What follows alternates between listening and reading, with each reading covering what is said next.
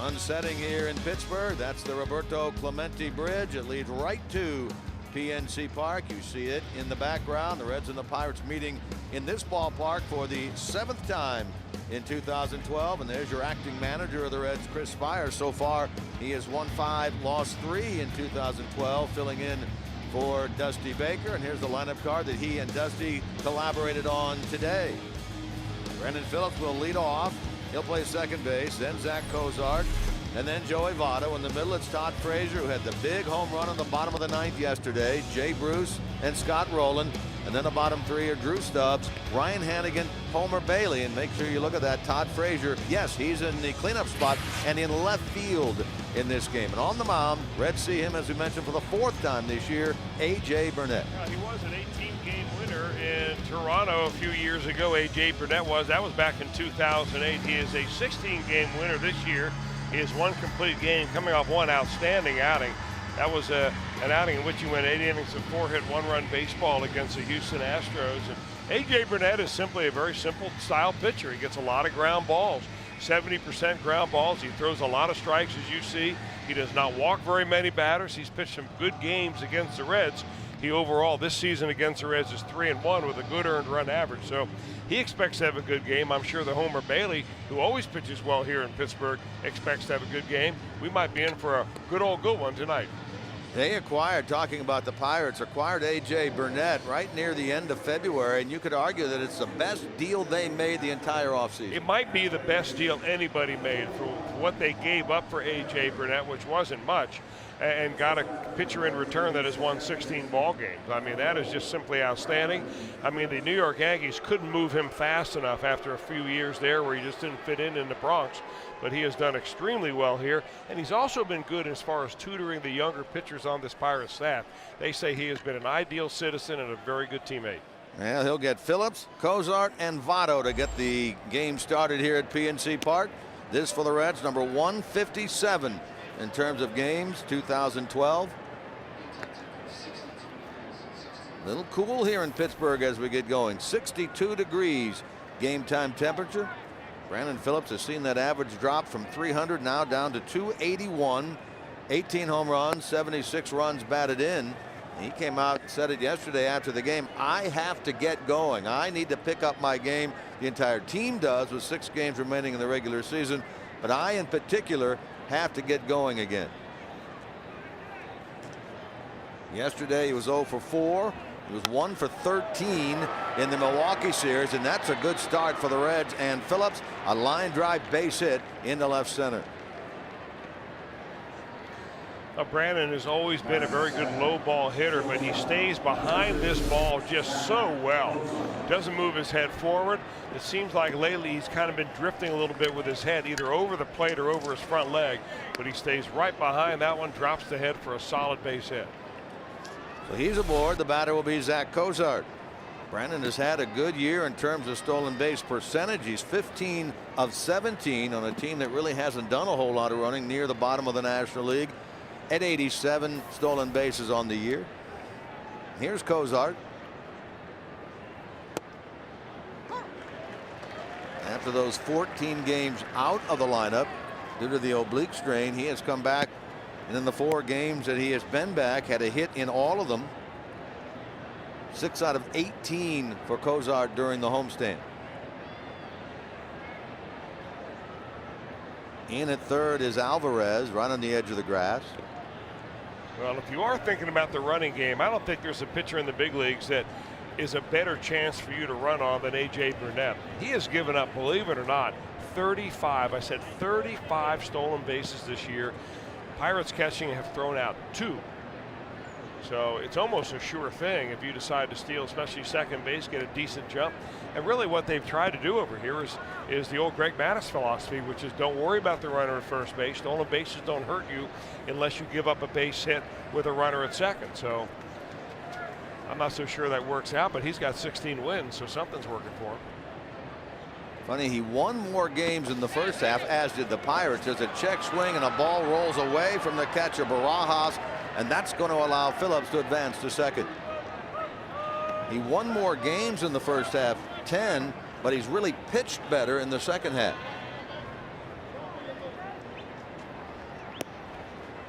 That's a wild pitch charge to A.J. Burnett that allows Phillips to move up.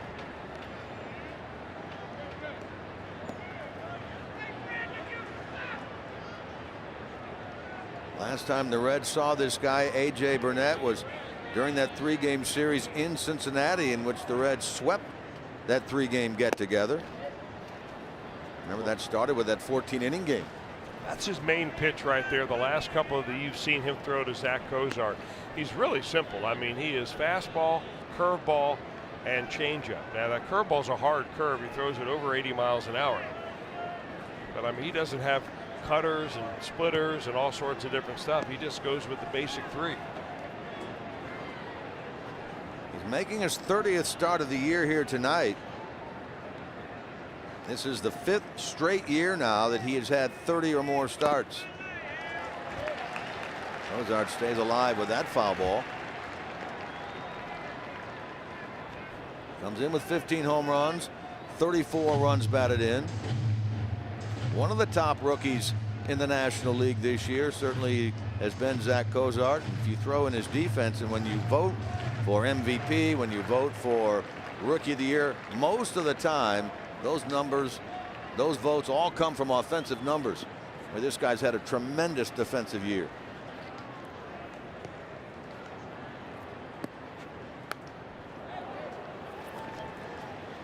Well, he has, and I think unless you followed the Reds, and unless you've watched Zach Cozart and how the Reds play with him in there versus when he's not in there, you know, you don't get the depth of how much he has really meant to this ball club. I mean, it's a different team when Zach Cozart's in there, and here you're talking about a rookie. So, you know, defense won't get you MVP votes or Rookie of the Year? Rookie of the Year votes for the most part, but it will get you the continuing endearment from your pitchers. Because he and Brandon Phillips up the middle, I can't name you a better shortstop double play combination in baseball. Yeah, most of this year that lineup has been Cozart 1 and Stubbs 2, but finally they get it where they want it now. Now, some will argue Jeter and Cano aren't too bad, and they aren't too bad, but defensively speaking, these guys simply get it done.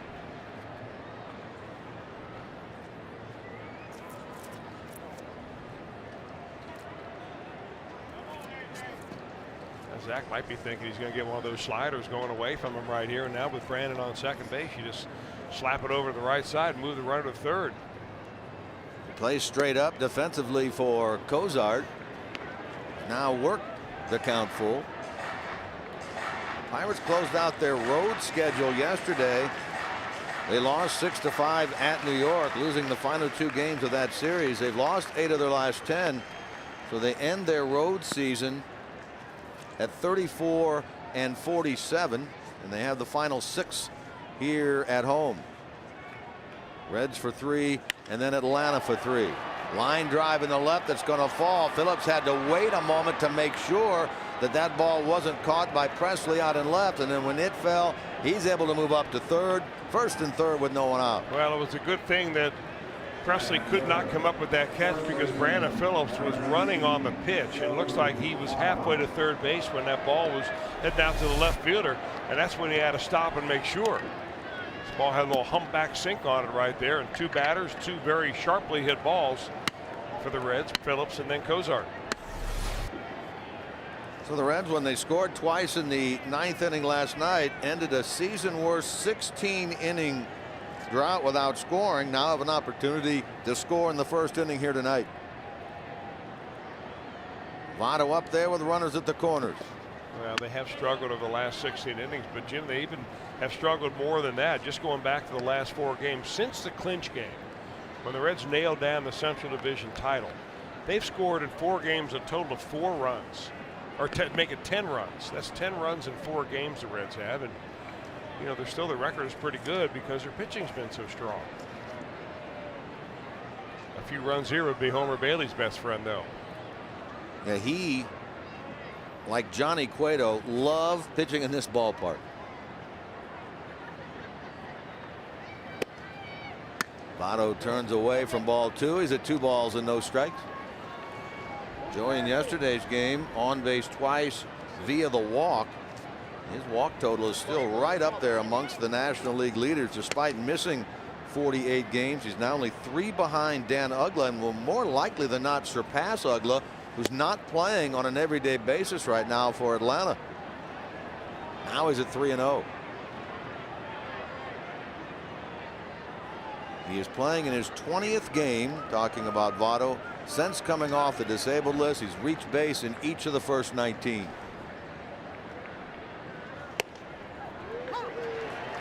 Home plate umpire tonight is Ed Hickox. The other umpires are Chris Conroy at first, Mark Carlson at second. The crew chief is Angel Hernandez. He's down at third.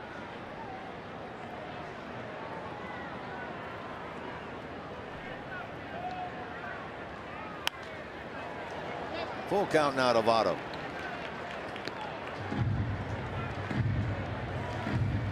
Starting the game at 340. 14 home runs, 55 runs batted in. Joy, of course, has not had a home run since his return. Driven in 7. There you see his numbers against the Pirates this year.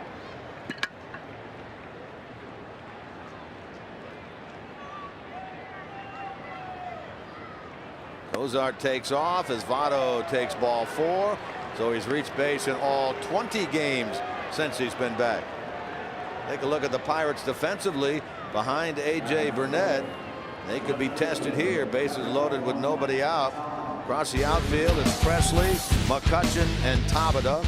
On the infield, Alvarez, Barmes, Mercer, and Jones.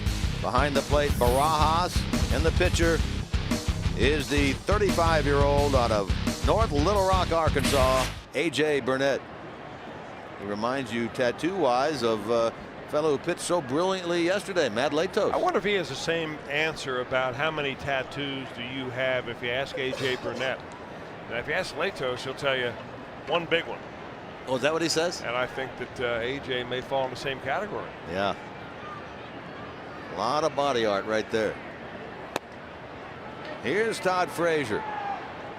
What a time for him to hit his first home run in over a month yesterday. Boy, sure was. I think it caught everybody by surprise. Nobody more by surprise, I think, than Ron Renicky and John Axford, the pitcher that gave it up, and his manager. Boy, tied the game up. First pitch, 2 down in the 9th inning. Good low fastball. He loves him low and out over the plate.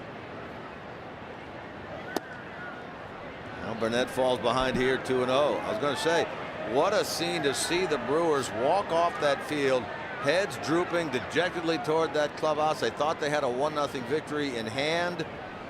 The Reds instead get the walk-off win. The Brewers now, even if they win their final 6, need some major help in order to get into the playoffs. Here's that home run yesterday, number 19 by Frazier against John Axford. Carlos Gomez went up there over the wall in vain, couldn't get near that ball.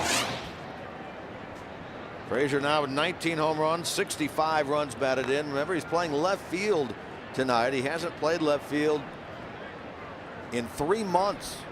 Late in June out in San Francisco. He's made 5 starts out there this year. And Chris Spire talked about that before the game, simply saying we want to get his bat in there. We want to get him some time in left field just in case during the postseason we need him out there.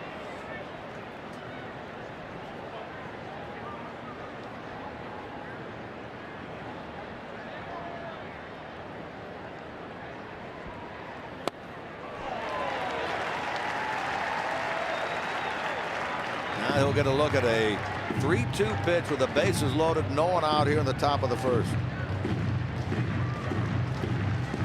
Single by Phillips. Wild pitch by Burnett. Single by Cozart. 3-2 walk to Votto. And now a 3-2 count to Frazier.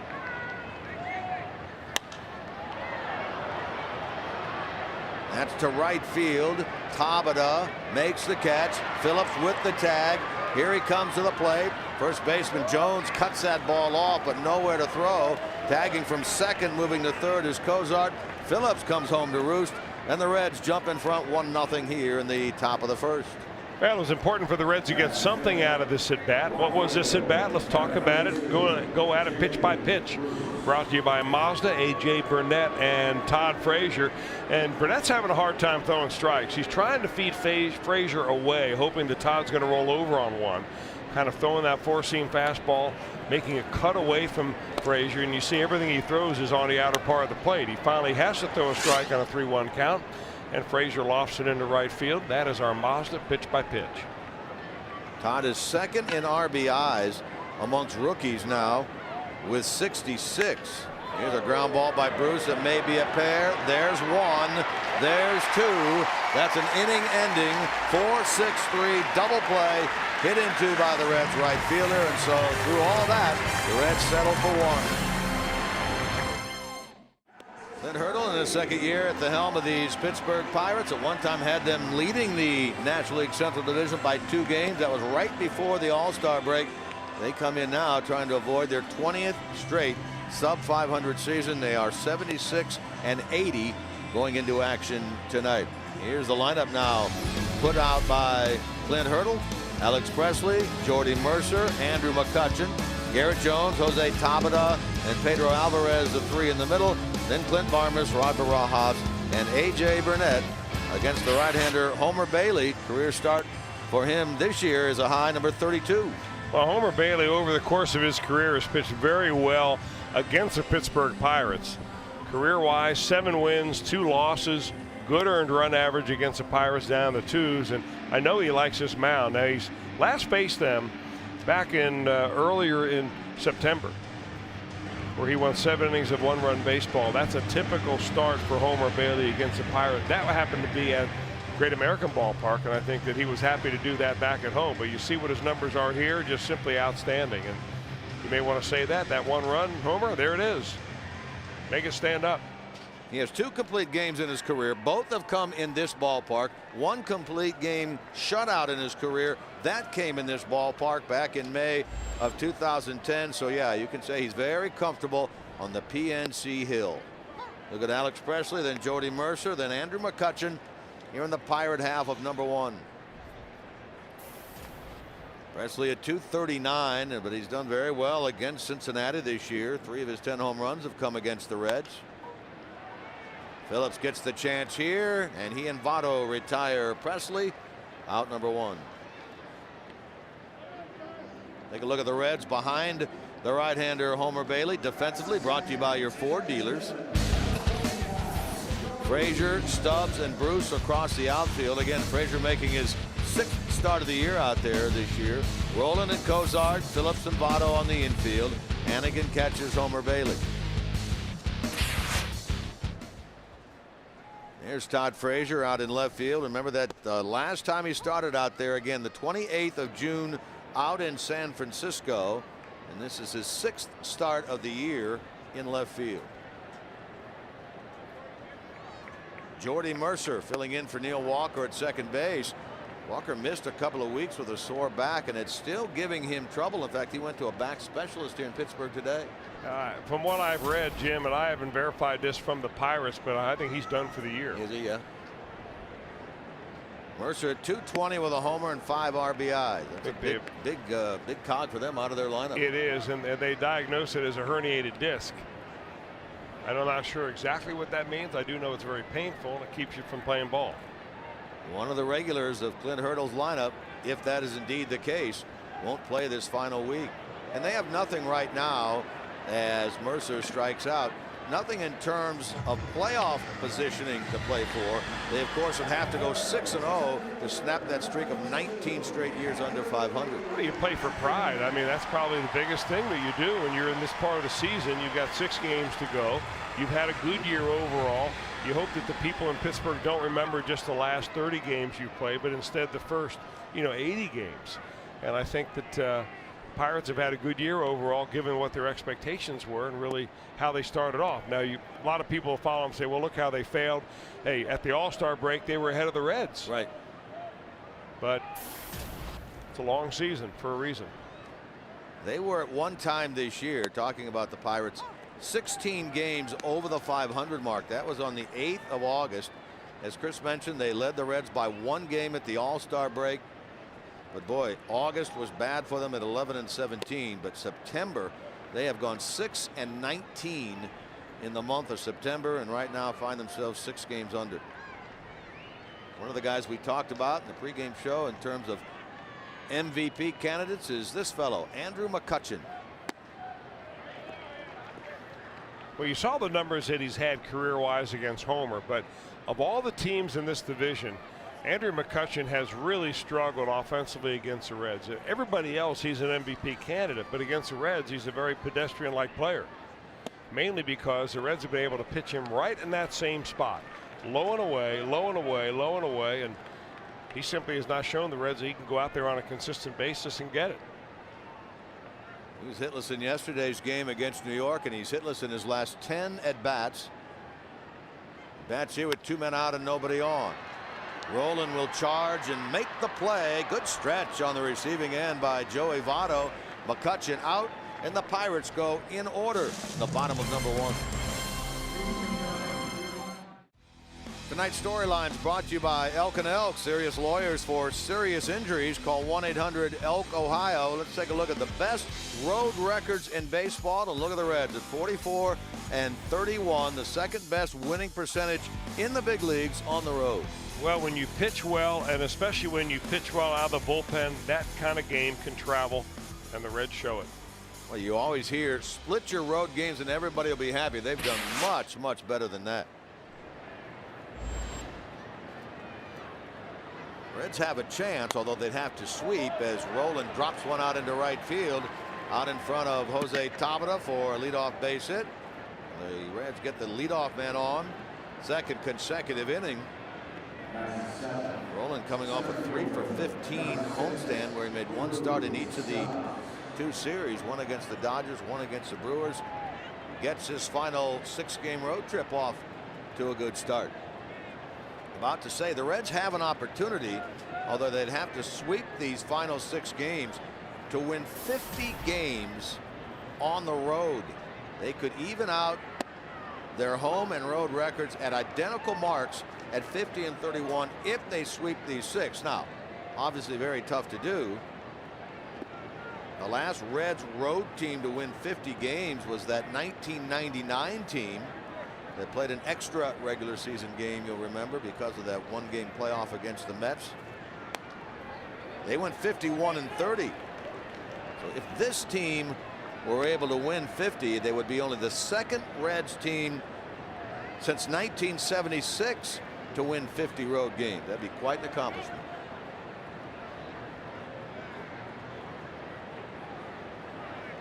Rolen leads away at first, held over there by Jones. Drew Stubbs at 218, 14 homers, 40 runs batted in. Modest hitting streak going for Drew of 3 games. Like most of these Reds players, September has not been kind to him. He's sub 200 at 192 this month on a team that in September has hit only 228. He reaches for an off-speed pitch and is a strikeout victim. Take a look at our Farmers Insurance report card, Chris, on this right-hander, A.J. Burnett. Well, A.J. Burnett, as we said, coming over from the New York Yankees, and the first 12 starts for Burnett at home were outstanding. 8-1, 2.8 earned run average. Last 3 starts, he's trying to find his way, and giving up a run here in the first inning with a runner on here in the second. So he kind of mirrors what the Pirates have done overall. Great first half, not so good here in the second half. He gets Ryan Hannigan. First pitch out of the zone, a ball. Hannigan at 282 with a couple of home runs. He's done very well against the Pirates in terms of average.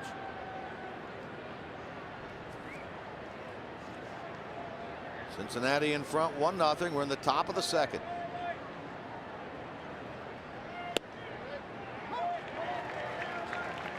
Reds trying to hold off those San Francisco Giants for, as a minimum, the 2 seed in the National League postseason,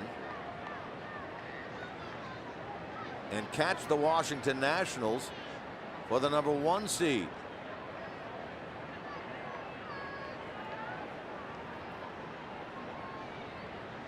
Hold down the 2 spot right now. Double play ball.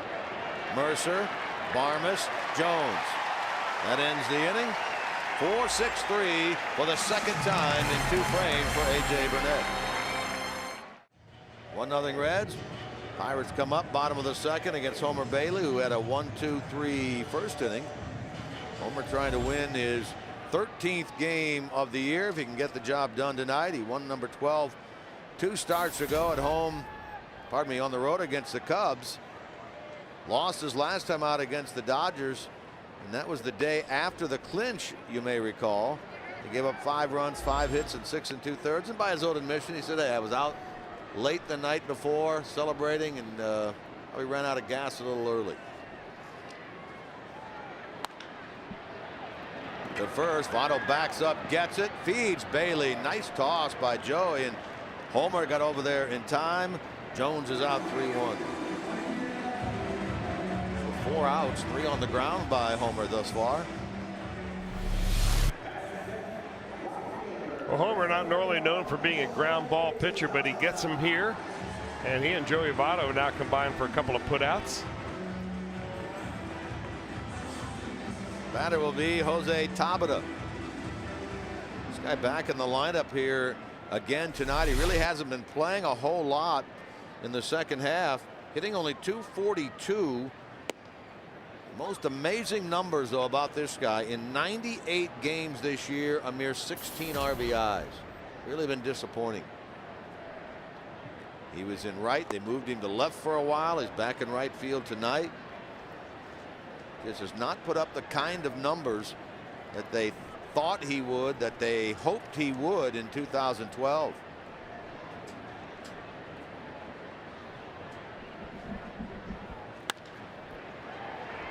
Cheating toward the middle, Brandon Phillips, and he'll throw out Tabata at first base.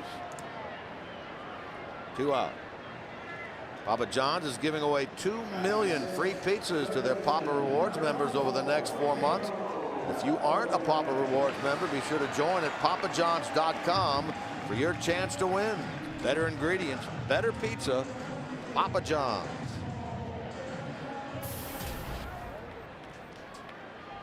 Here's Pedro Alvarez.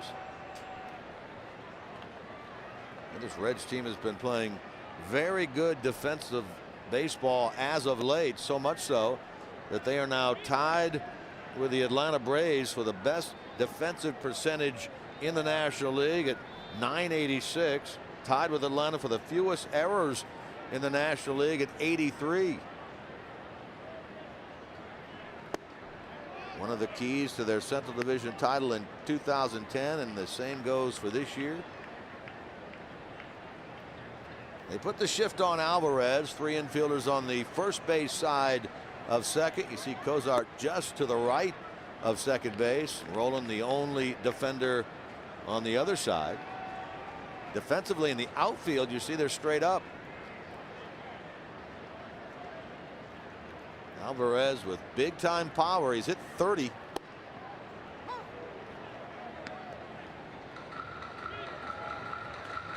Driven in 85.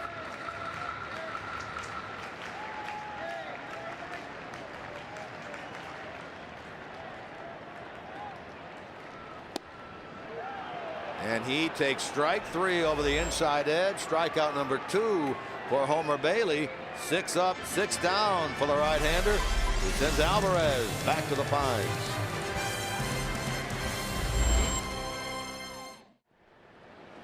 Third inning, 1-0 Reds. A.J. Burnett to work against his counterpart, Homer Bailey. These two hooked up for the first time this year back on the 5th of June. That was in Cincinnati. Bailey did not pitch well at all in that game. A.J. Burnett did, picked up the win. They hooked up a second time on the 5th of August, again in Cincinnati. Again, Bailey did not throw well, and Burnett did. They hooked up for the 3rd time. The recent 3-game series in Cincinnati, Bailey pitched well. Burnett pitched pretty well himself. The Reds and Bailey picked up the win. Burnett's throw there a little errant, but good adjustment on the receiving end by Jones, and he puts the tag on the Reds pitcher for the first out. I think if A.J. Burnett doesn't get to this baseball, it's going to be an infield hit for Homer. Burnett gets it, kind of throws on one foot as he's falling backward, but you're right, a good job by the first baseman to be able to grab the ball and put the tag on him. He has to go get the ball, then come back and get Homer, and he's out according to Chris Conroy. So the leadoff man gone. Back to the top of the order, and Brandon Phillips. Lined one into left field to get this game started. Brandon mentioned 1 out of 13 in the Milwaukee series for Phillips, and only 3 out of 21 during the homestand.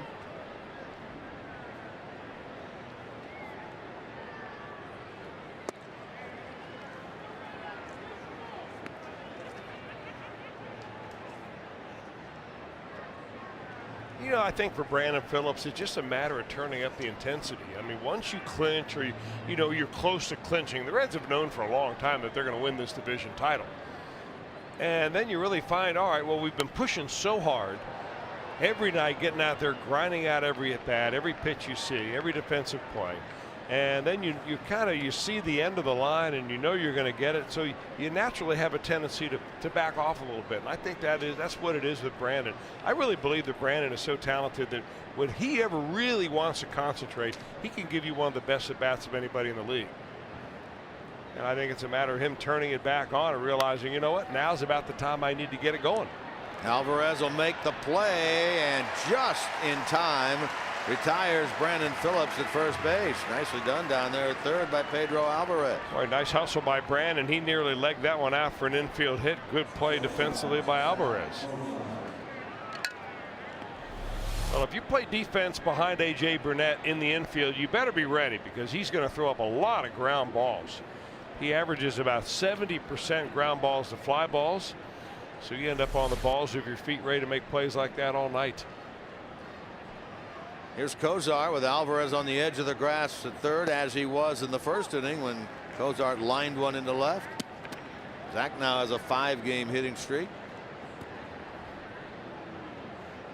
Red scored in the first. Single by Phillips, wild pitch by Burnett, single by Cozart, walk to Votto, sac fly by Frazier. Bruce hit into the double play that ended that inning. Reds also hit into a double play that ended the second. And here they are with 2 out, no one on in the third.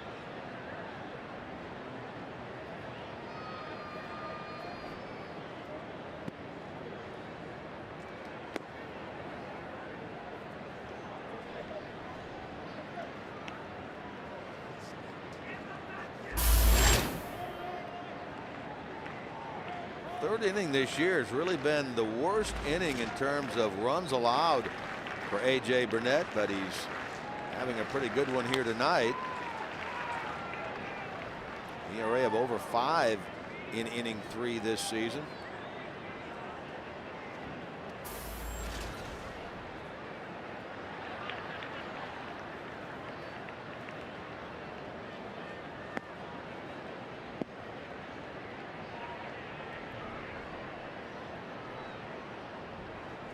Votto waiting on deck.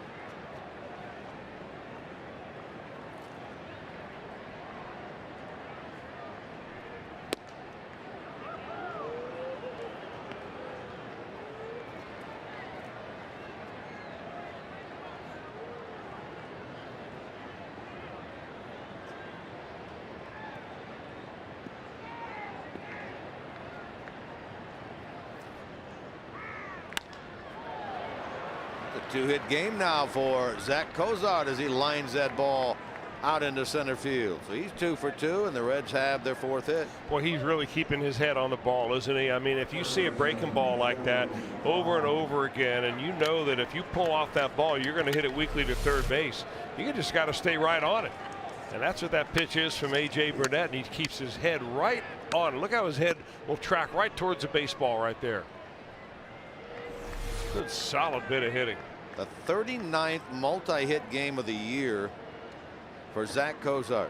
You know, there hasn't been a lot of talk about Cozart being in the Rookie of the Year race, but man, oh man, I mean, his value to a ball club. I don't know if there's another rookie out there, maybe Wade Miley, because he's a pitcher and he's won 16 games, but another player out there that has been such an important cog as a rookie as Zach Cozart has been with the Reds.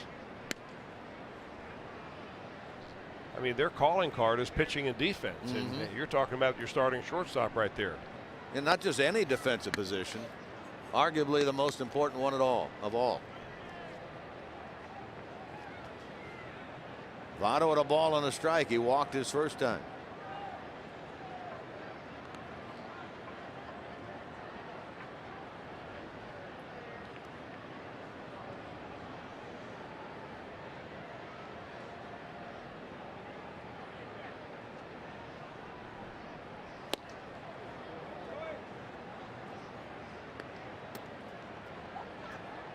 There's a nice piece in the pregame show right before the top of the hour.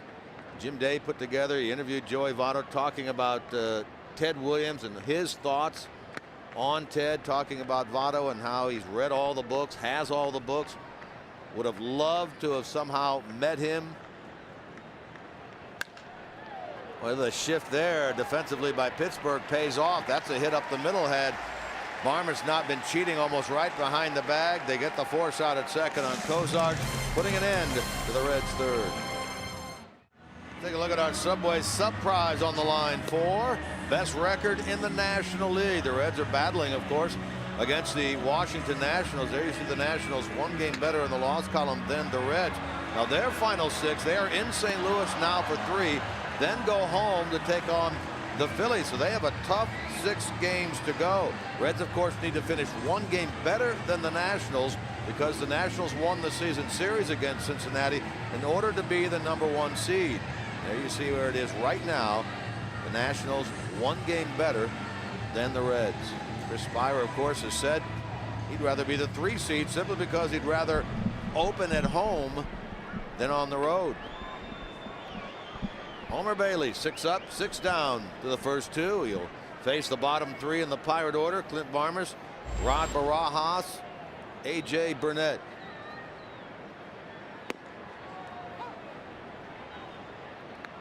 I don't know, Chris. I think I'd rather be the 2 or the 1 and take my chances in starting on the road with this team's pitching, Cincinnati, that I can get at least a split on the road and then come home and have it in my advantage. Well, that's a good way to look at it. The way I look at it, Jim, is I'm glad we're having this conversation.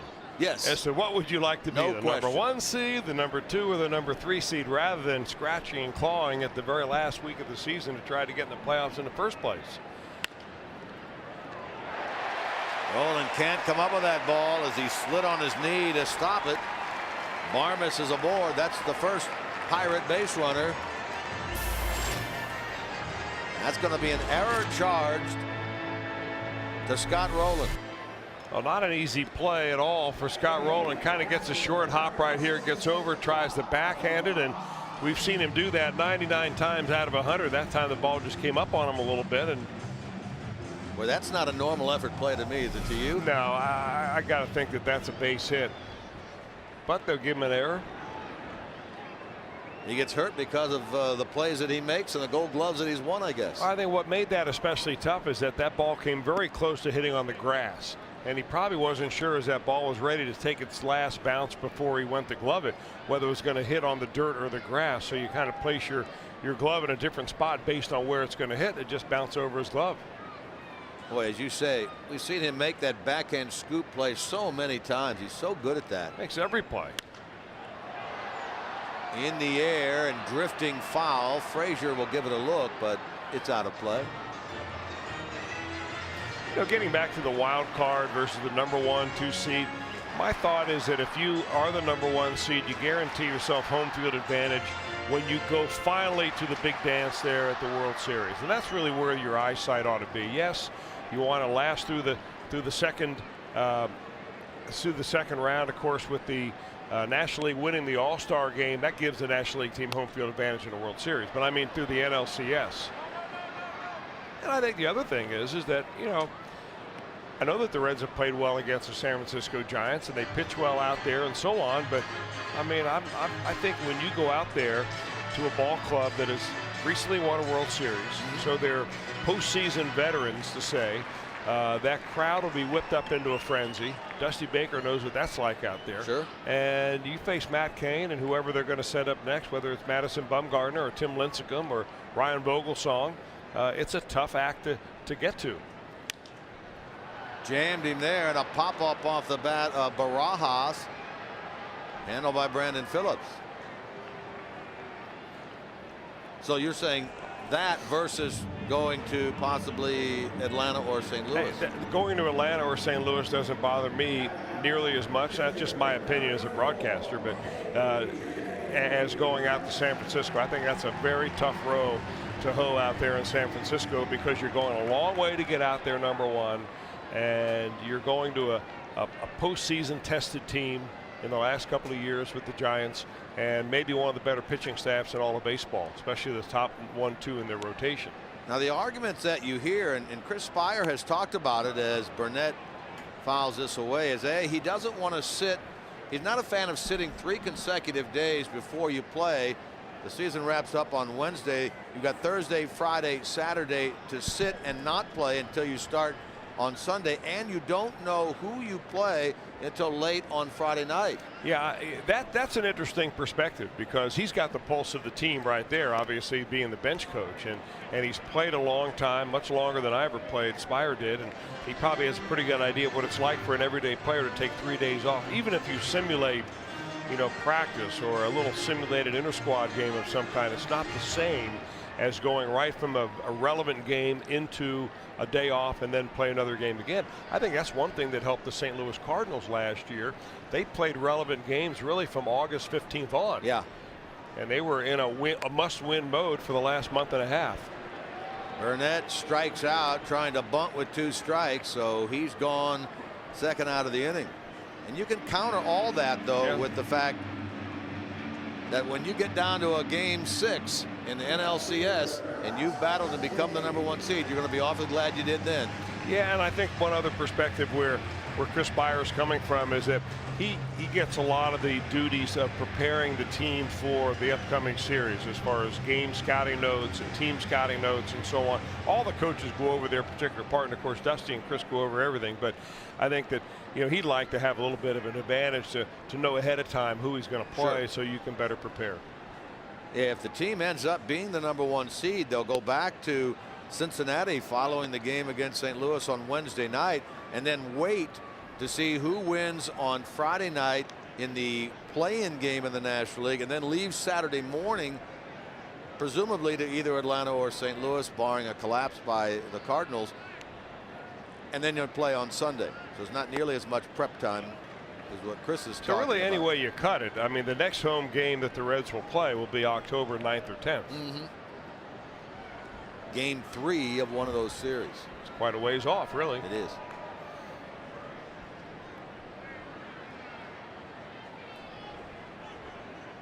Two 2-0 to Alex Presley, who grounded out to Phillips his first time.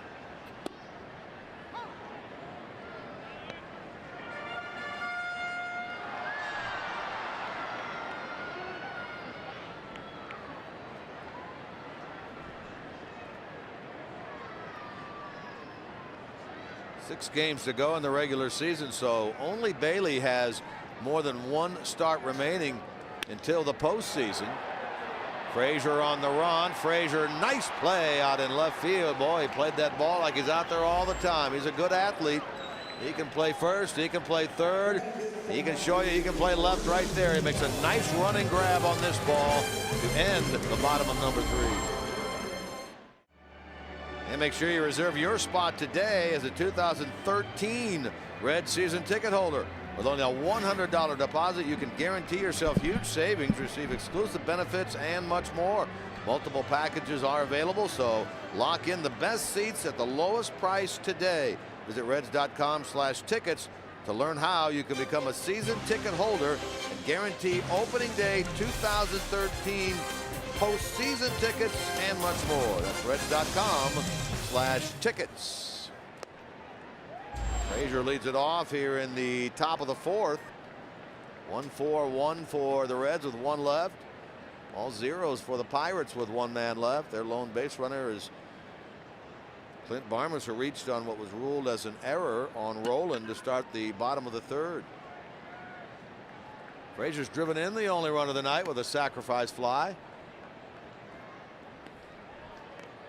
Big 10.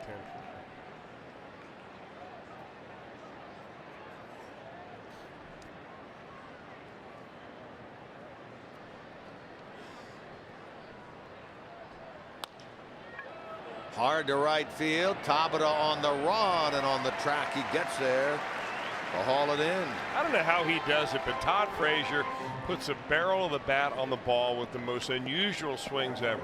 But in baseball, it's all about getting the ball on the barrel, and he does it.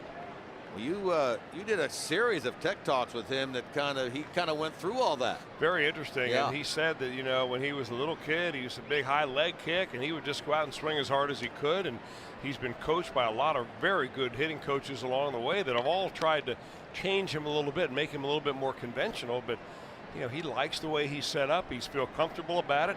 And when it's all said and done, it's how often you hit the ball on the barrel. Most interesting thing, or certainly one of the most interesting things he said during all those tech talks was, I've always been quick with my hands through the strike zone. Well, because he really doesn't drive with his legs very much. Right. And he uses his hands, very strong hands and wrists for Todd Frazier. He uses those hands to really provide a lot of his power. Bruce with a ball and a strike with one out.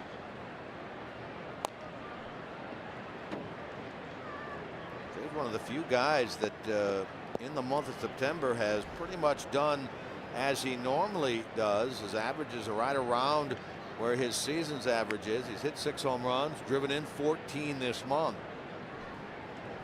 Sitting right now at 98 RBIs. That is a new career high for him. Looking for his first 100 RBI season.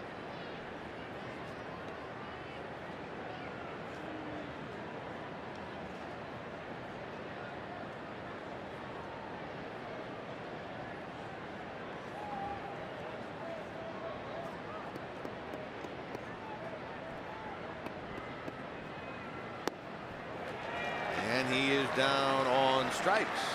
Second strikeout for A.J. Burnett.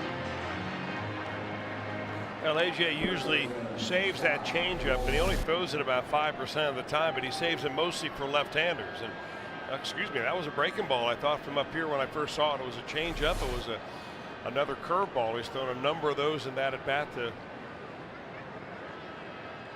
Jay Bruce, and ends up with a strikeout. He's looking for his first 1-2-3 inning. He faces Scott Rolen, who singled into right his first time, and he hits one hard here, ties up Mercer, who recovers and throws, but not in time. Rolen is aboard. Now that was a tough play. Really handcuffed Jody Mercer out there. Let's see if Rolen is given the benefit of the doubt. Well, he was not given the benefit of the doubt defensively, and he was stung with an error. We'll see if he gets a hit right here. Here's the very end of it as Mercer barehands it and nearly gets Rolen at first base. Good recovery by Mercer. But you can see right there, good call by Chris Conroy as Rolen beats it by a hair. If I were scoring, I'd call that a hit. And that's indeed what it is. So Rolen is 2 for 2. Rolen going to try to take off on this ball, and he is out at second base. Tag put on Scott Rolen, ending the top of the fourth for Cincinnati. Reds have a 1-run lead here over Pittsburgh at PNC Park on Fox Sports Ohio. Jim Day with you just beside the Reds dugout. Homer Bailey goes back to work against the Pirates, and we've seen the evolution of Homer Bailey as a pitcher, and indeed using the word pitcher now when you describe him, not a thrower. Interim skipper Chris Spire has been impressed. He's ready. It's just it's just been a real pleasure to watch the maturation of Homer Bailey becoming a pitcher, and he's always been a good thrower, but now the whole, he's got the whole package, and it's been really good. I would guess you, Chris Welsh, concur with the thoughts of Chris Spire there. I think it's the maturation process. I think what Chris Spire is referring to is a number of different facets. One is physically, he's matured, he's a man now. You know, now that he's, what, 26 years old, Homer Bailey is. I mean, much stronger, able to repeat his delivery better than when he first came up to the major leagues. From a mental standpoint, I think that being around big leaguers and knowing what kind of effort it takes on a day-to-day basis to put in to be able to get good results, he's finally figured that out. I mean, a lot of kids who are drafted #1 and they're the hottest thing in their own county, they come out thinking, well, I blew a whole competition away here. I'll just do that right up the ladder in pro ball. Well, everybody's a #1 draft pick or so when you finally get to the major leagues, or at least a lot of them are, and Homer gets it now. I think he gets the idea of how much effort it really takes. That when he sees guys like Joey Votto and Brandon Phillips, who are extremely talented, out there every day working on their craft, when he sees Johnny Cueto running up and down the stadium steps tirelessly, pushing the other guys to do the same thing, Homer realizes, I've got to put the same commitment together. And I think it started last year for Homer in the offseason to prepare him for this year. He's bigger and stronger around the shoulders. He has not had a setback as far as his physical condition goes. You know, he had a loose shoulder syndrome last year, and in every season besides this one, he's missed time. But he's strong and ready to go. I think the young man has got a long major league career ahead of him. And while nothing has been announced, he is set up to be the 4th starter in the postseason. Well, I don't know. I guess the way it looks right now, yes. The way that they have flip-flopped their rotation around, the Reds that is, so that they now have Johnny Cueto, and then looks like Bronson Arroyo set up to pitch the 2nd game, and then Matt Latos the 3rd game, and then Homer the 4th, and if there is a 5th, then you're able to bring Cueto back for that. Boy, didn't that young man pitch well yesterday. Well, Matt Latos is, I think he really feels that he has found a good home here, pitching for a ball club that is a championship caliber club instead of pitching against championship caliber clubs for a team that has always been kind of the doormat of the league while he's been there, talking about the Padres where he came from. You know, he really feeds off that home field energy. I tell you, in the playoffs, he may come out throwing 110 miles an hour. The guy has got so much talent, and it's all been for Latos a matter of putting it together. Of course, he was the man on the mound last Saturday when the Reds clinched the National League Central, and that was a tremendous atmosphere. And, you know, bringing Latos on board, I think, probably helped Homer Bailey, because Homer Bailey's older than Matt Latos. Yeah, like 2 years. And so Matt Latos is you know, build higher on the marquee. You know, it's Cueto and Latos, and then somewhere down the road, you know, competing for the #4 spot is, you know, Bailey and Leake. So I think that Bailey says, hey, you know, I can be as good as Matt Latos. Why not? Good pitch right there. Man, they just keep going back to that same spot on McCutchen, and he's yet to show anybody he can get down there and do it. I wonder why he's hitting .340 against all the other teams in the division, and he's hitting .240 against the Reds. What scouting report are the Reds getting that these other teams aren't? Well, whatever it is, I hope they keep getting it. Bailey looking now for his 3rd 1-2-3 inning. Garrett Jones bounced out to the right side his first time.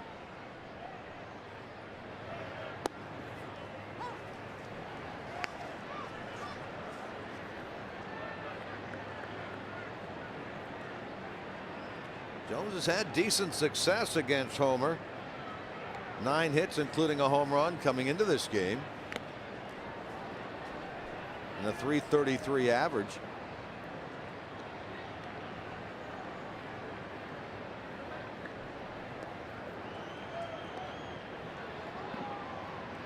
(1-0) Cincinnati. They scored in the 1st. After scoring 2 in the bottom of the 9th yesterday.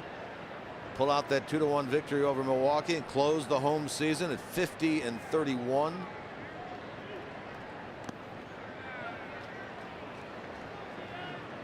In the process yesterday, drew over 23,000, ended up drawing 2,347,251 for the year, the 2nd best attendance year ever at Great American Ballpark, second only to that first year when it opened in 2003.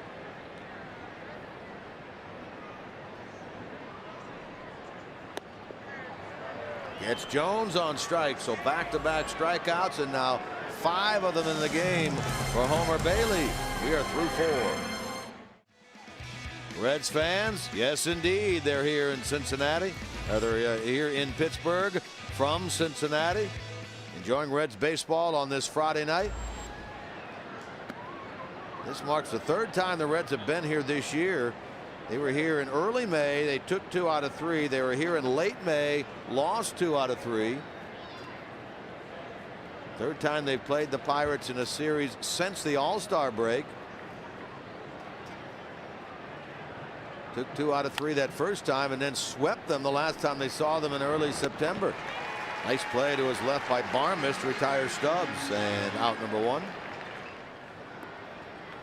PNC Park here in Pittsburgh.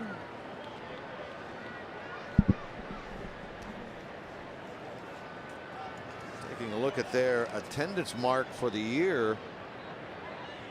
They're at 1,934,000 going into tonight.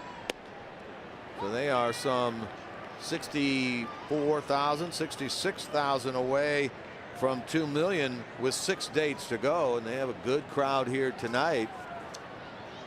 Weekend with the division winners, the Reds in town, and then the Atlanta Braves, another playoff team in town Monday, Tuesday, and Wednesday, so they should easily surpass 2 million in attendance.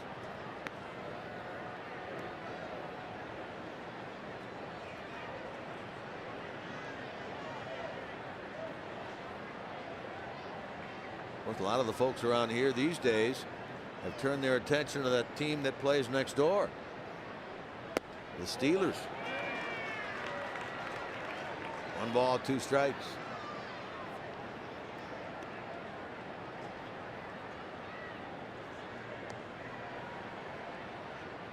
Well, they won't be watching the Steelers this week. This is the bye week for the Steelers, so it's a downtime for football fans. That may be one reason why this was a pre-sale of a series that was nearly a sellout every night.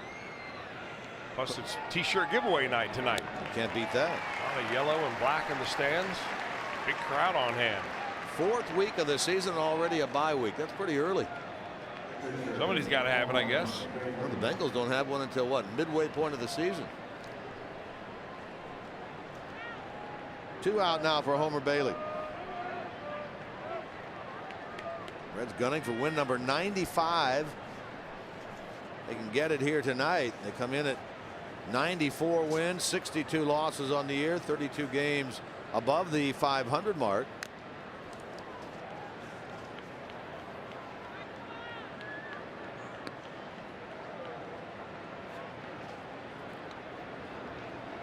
And that for the Reds does equal their high water mark of the year.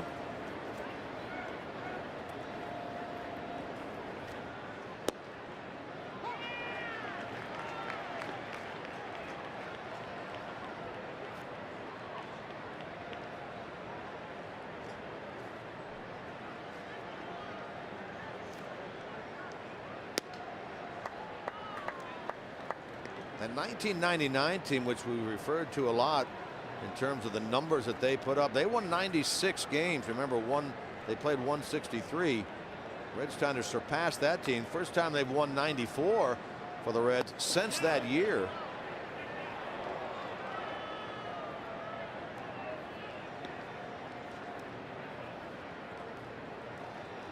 They can win tonight and get 33 games over 500.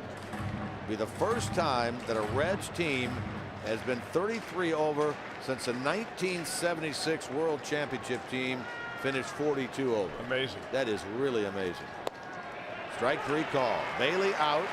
Strikeout number 3 for A.J. Burnett. We're in the middle of the 5th with the Reds up 1-0. All right, how about our AT&T trivia question of the night on this Friday, September the 28th?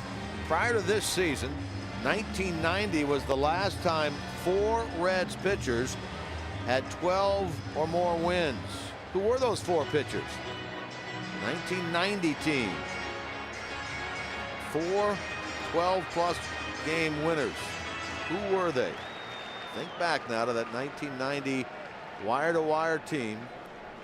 4 players with 12-plus wins. I think there may be a trick question because they may not all be starters. There may be a reliever thrown in there that might have a win. I think you're right. I think you're right.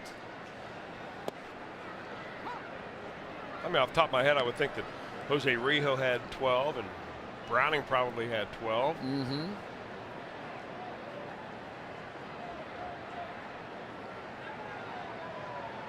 Tabata leads it off here in the bottom of the 5th.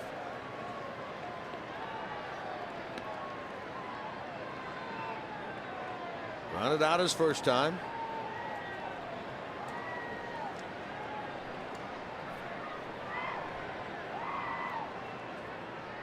Young man seems to have been around a long time, Tabata, but he's still only 23 years old. In the hole here, a couple of strikes. Former property of the Yankees, who came over to the Pirates in July of 2008. Jeff Karstens, Daniel McCutchen, Ross Ohlendorf. That was the deal that sent Xavier Nady, Damaso Marte the other way.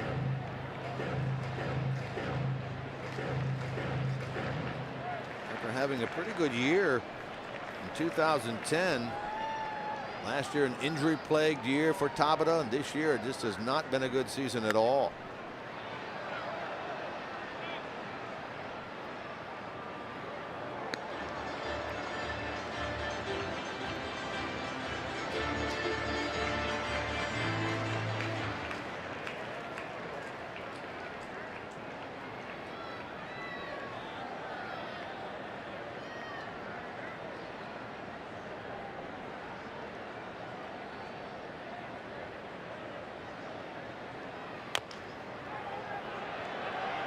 Homer fields this ball and calmly throws Tabata out at first base. He retired the first 6 he faced, then the error on what we thought was a bit of a controversial call, and the error was given to Scott Rowland on the Barmes ball. Since then, another 7 in a row by Homer.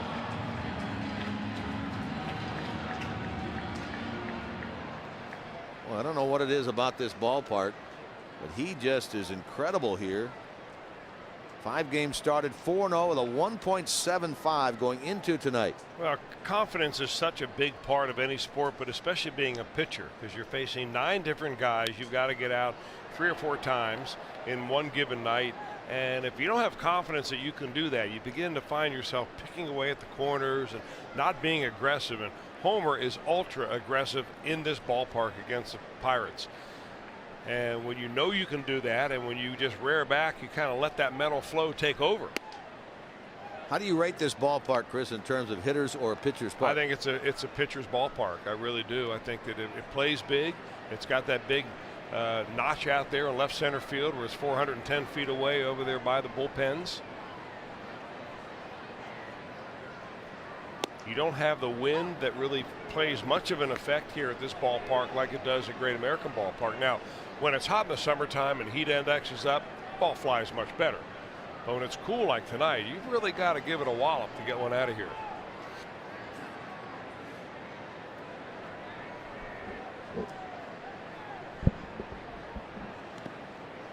I don't know. I've always been impressed by that very nice piece of hedge art out in center field that says Pirates. I always thought that was very nice looking. What do you think that's real? Yeah, I do. Yeah. Do you? I do too, yeah. Takes a lot of work. I would bet it's a daily chore to get out there and take care of that. Oh, yeah.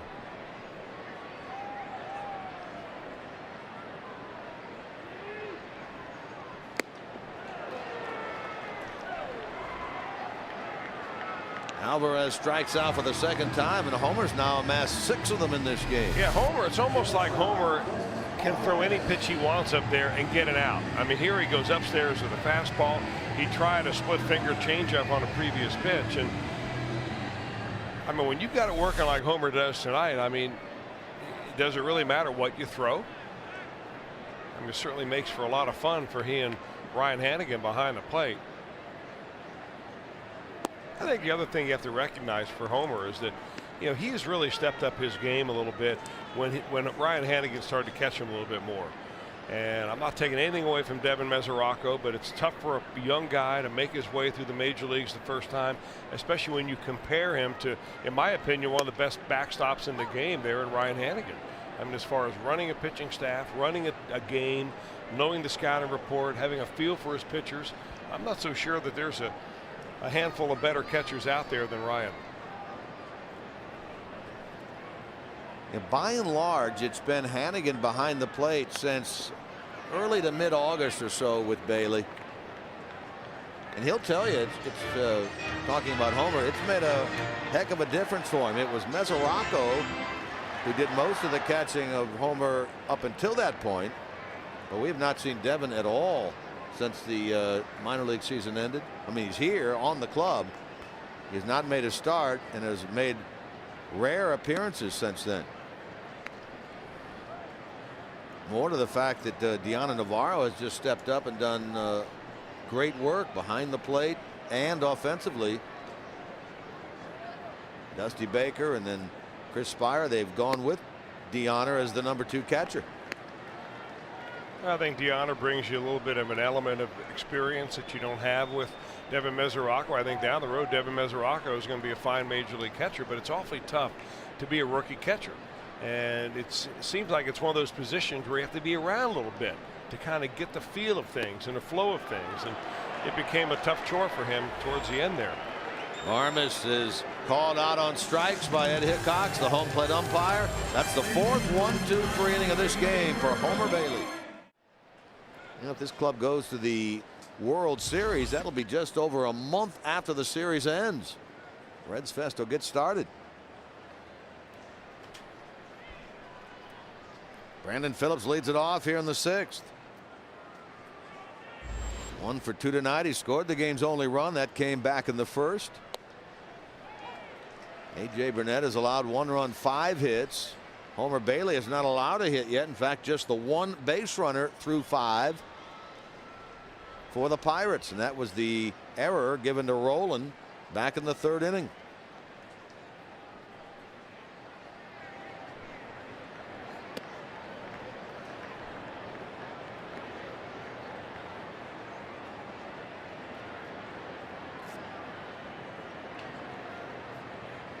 Burnett has walked 1, struck out 3.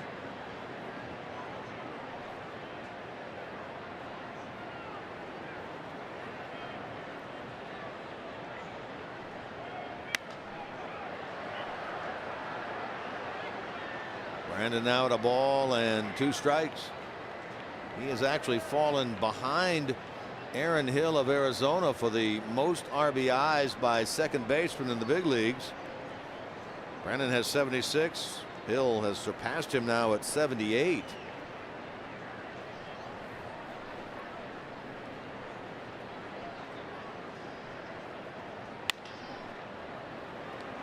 Alvarez.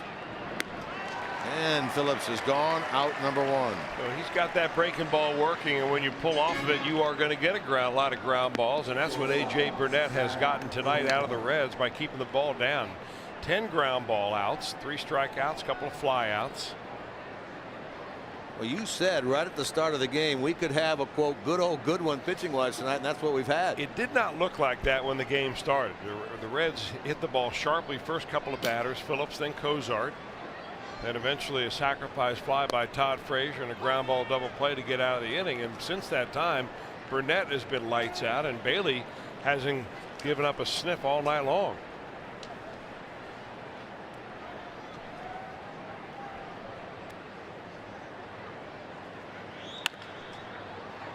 Cozart hits it hard again, but Barmes will make the play. And there are 2 out. The batter will be Joey Votto. Come for the Reds, stay for more fun. Experience 3 museums in 1 building at Cincinnati Museum Center. Make it a weekend getaway. Book your stay at CincinnatiUSA.com. Here's Joey Votto.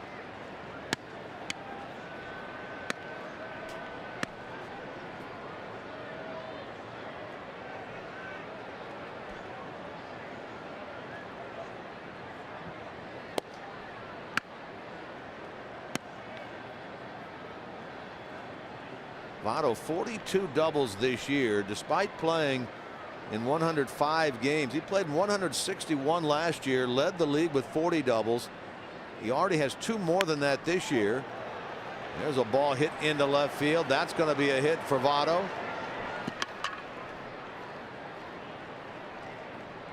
He now has a hit in 15 of the 20 games since he's been back. The guy can just flat out rake. I mean, there's just no 2 ways about it.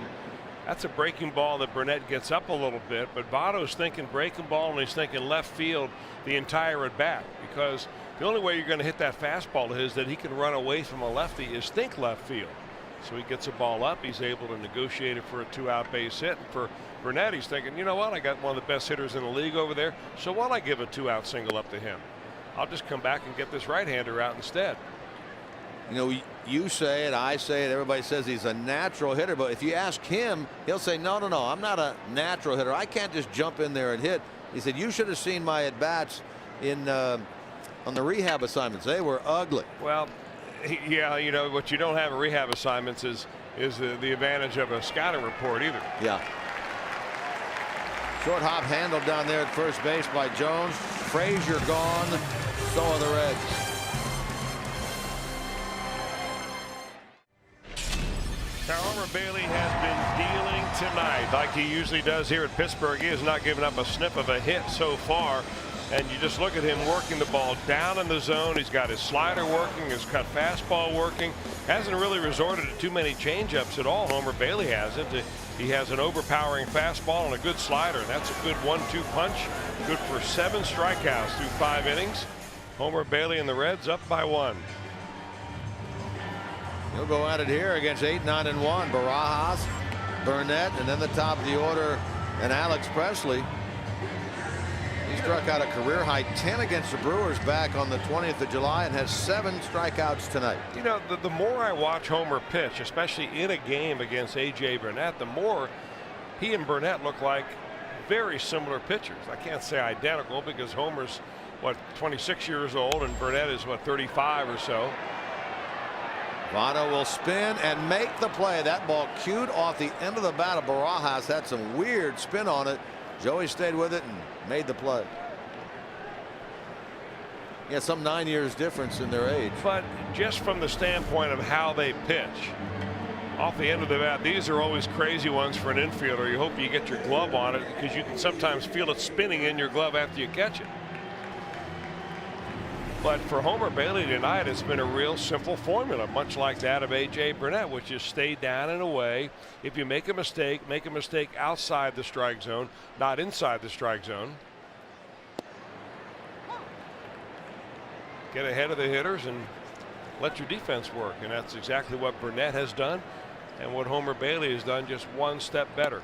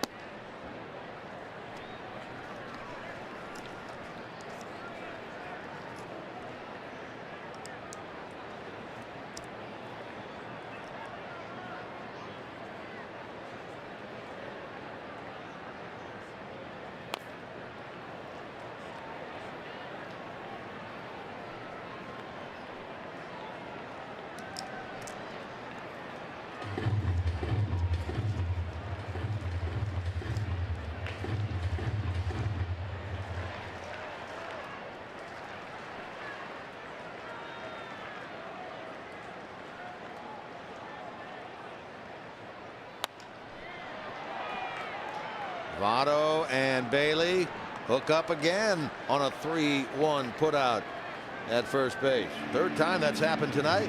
2 men out. Visit the official online shop of the Cincinnati Reds. That's at reds.com. Browse the largest online selection of authentic team gear, including official caps, t-shirts, jerseys, collectibles, and more. Get your team gear straight from the source. Shop the reds.com shop today.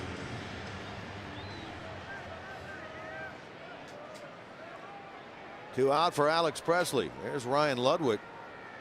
He's not played since the second game of that series up in Chicago.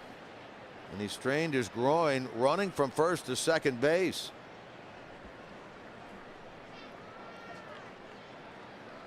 He has said, Chris Spire has said, that if they were in a tight race, he could probably play. But they're not. They've, of course, clinched. And so they are taking full advantage of the opportunity to get him healthy. And Chris Spire did say prior to the game today that right now he is penciled in, talking about Ludwig to start here on Sunday afternoon, the final game of this series. That's good news. It is good news. I know he's been taking batting practice, and he's looked very good in the batting practice sessions that he's had. And it doesn't hurt him at all when he swings. It does hurt him still, at least as of yesterday, a little bit when he runs, and hopes that a couple of days will make that go away. The problem with those groin injuries, you know, when you pull a muscle in your groin, it's so down there close to the bone that it just takes a long time to heal. And you don't want to have a quick move or push it too much and then end up re-injuring it or making it worse than it was originally.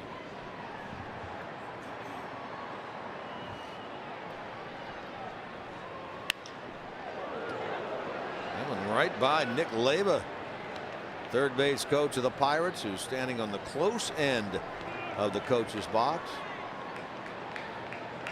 One of his third base coaching fraternity, Bo Porter, recently named the 2013 manager of the Houston Astros. He's the third base coach right now of the Washington Nationals, and Bo Porter will stay with that Nationals club through their playoff run and then become the first Astros manager to lead them in the American League. What do you think of the timing of that? I thought it rather odd. I thought it was odd timing there. I think the Manny Acta firing in Cleveland was odd timing. With a week to go. Yeah, but they must have their reasons. Sandy Alomar Jr. will be the interim manager of that Indians club for the final week. Another ground out off delivery of Homer Bailey. He gets 3 of them in this inning, and he has been all but perfect through 6 here in Pittsburgh.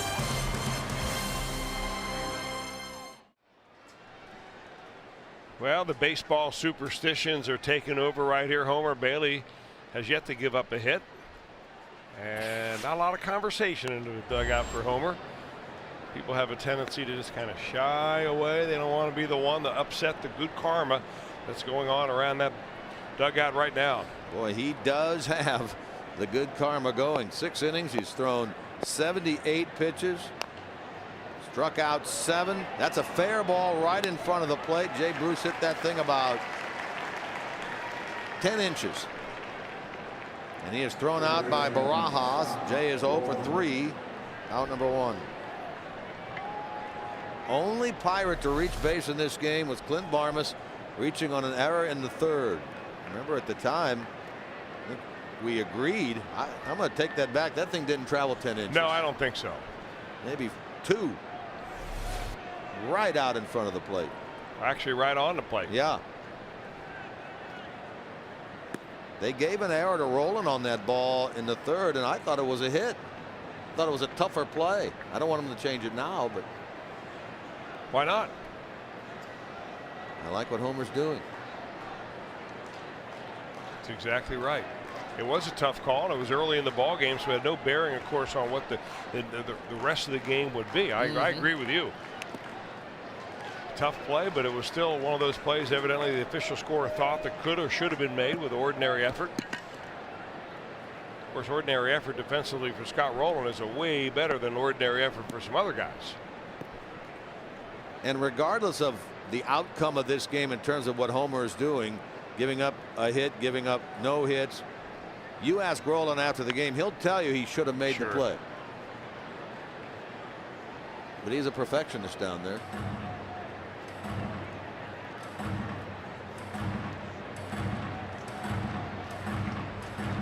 A.J. Burnett, meanwhile, hasn't been much behind Homer at all. He's given up 6 hits, but only the 1 run. That was in the 1st inning.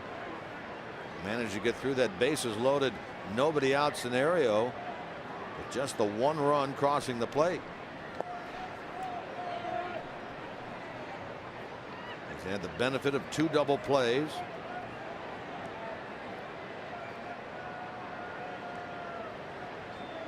Homer, meanwhile, has retired 11 in a row when he goes to the mound in the bottom of the 7th. Rolling is rung up. 4th strikeout for A.J. Burnett. Out number 2 here in the 7th. 2 out for Drew Stubbs. Struck out, grounded out in this game.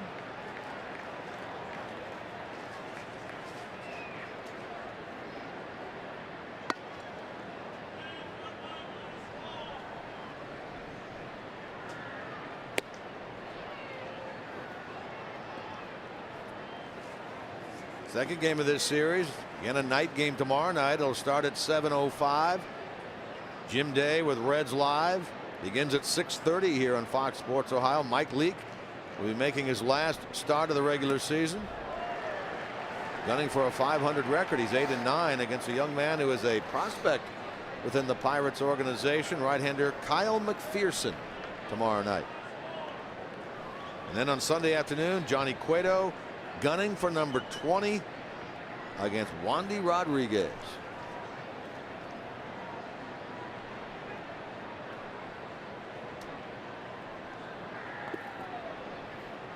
Johnny can get it. That would be 3, Chris. 3 20-game winners in the National League this year. Very impressive, really. Yeah. What Johnny Cueto has done this year has just been very, very impressive.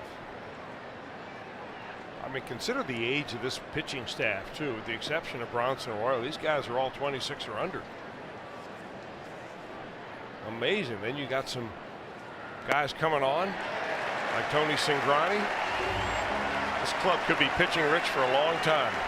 Average age 27.3. All right, let's go back to that trivia question and its answer. Prior to this year, 1990 was the last time 4 Reds pitchers had 12 or more wins. Who were the 4 pitchers? And with Tom Browning, Jose Rio, Chris got both of those. Norm Charlton and Jack Armstrong. Yep. Well, Norm Charlton, of course, the reliever that ended up with at least 12 wins. Well, you were right. Good memory. I got only half of that question right, though, but you get extra credit, though, for knowing that there was a reliever. It was a guess, but I'll take it.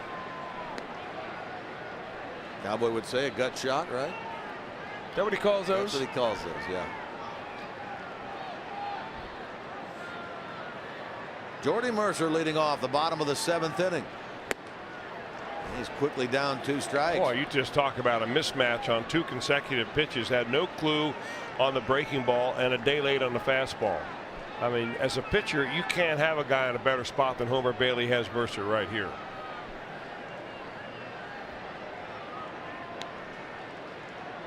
'81st pitch of the night for Bailey, and he disposes of Mercer on 3 pitches, seemingly with ease, Chris. He's just getting better and better.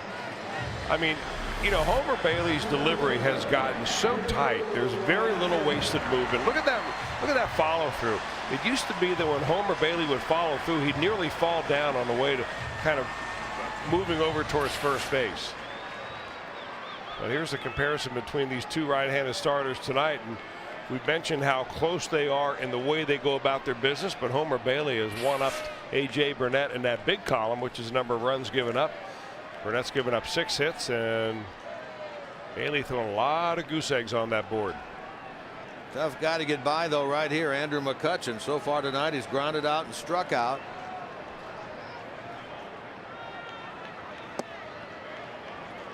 Career-wise, McCutchen came into this game a .333 hitter against Bailey, 8 out of 24. Pirates have had 1 base runner. Barmas reached on an error in the 3rd. No hits in this game yet, given up by Bailey. I just love the way that they continue to pound Andrew McCutchen down and away, and when you get that outside corner, you got him. He is so quick on an inside fastball. Don't get too happy. He loses him on 4. So there's the streak of 12 in a row ended by Homer Bailey. Only the second Pirate base runner. McCutchen on with 1 out. Well, what that does is it does open up the right side now for Garrett Jones to hit a ground ball in that vacated hole by the first baseman. He has hit one over there already on the night. So you hope that's not the opening that the Pirates get to get a knock here, or maybe more importantly get something going in this inning. And a big year for Garrett Jones, career high with 25 home runs. He has 82 runs batted in, only 4 away, equaling his career high in that department. You've talked about this though before. Now you're going to see Bailey work from the stretch for the first time since the third. Yeah, I've been watching him during the warm-up innings though, and he does take stretch position pitching. You know, that's what really pitchers ought to do, especially the more they're on a roll, the more important it is to make sure that they practice a little bit out of the stretch. McCutchen is a threat to steal. So I know you're thinking about one thing in this ball game, Homer having not given up any hits yet, but you're also thinking that this is a 1-0 ball game, and McCutchen's already stolen 19. So you want to keep him close. Bailey has given up 14. There goes the runner. And that's number 24, McCutchen. He had a pretty good jump right there. Well, he did, and Homer still has a little bit of a long, relaxed delivery towards the plate. And here he is even showing Ryan Hannigan, kind of pointing to his own chest, saying, that was on me. I didn't get you the ball quickly enough, even on a pitch out. You know, you don't want to slide step on a pitch out necessarily, but you want to really abbreviate your delivery to the point where you get that ball to the catcher as quickly as you can. And given any time at all, the bet goes with Hannigan that he's going to throw a guy out. He's been that good, particularly in the second half. Got to give him a chance. He really didn't have one right there. That's the tying run now for the Pirates. Out at second base in this 1-0 game. Walk and a steal by McCutchen. He's going to third.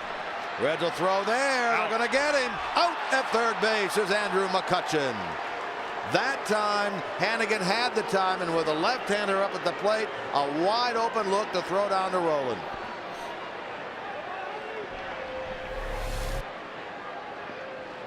Well, he didn't have a very big lead to start with, and part of that was because Zach Kozar was kind of behind him in the shortstop spot. With Garrett Jones up there, left-hander, he's playing him to pull anyway. I don't mind that play at all by McCutchen, even if I'm Clint Hurdle or the Pirates, because the way the Pirates have hit Bailey tonight, there's no really good chance you're going to get a hit in this inning. But a fly ball would have scored him if he gets the third. Going into tonight's game, Hannigan had thrown out 43% of would-be base stealers. Really unheard of. That's in Yadier Molina territory right there.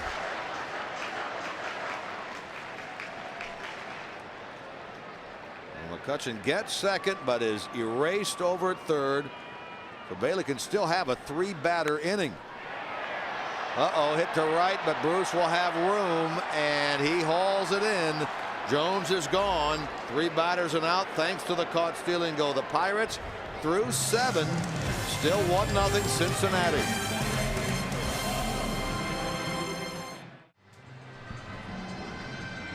Homer in the dugout now. Saw Brian Price say something to him. Bronson Arroyo said something. Chris Spire says something. 7-inning total pitch-wise for Homer Bailey.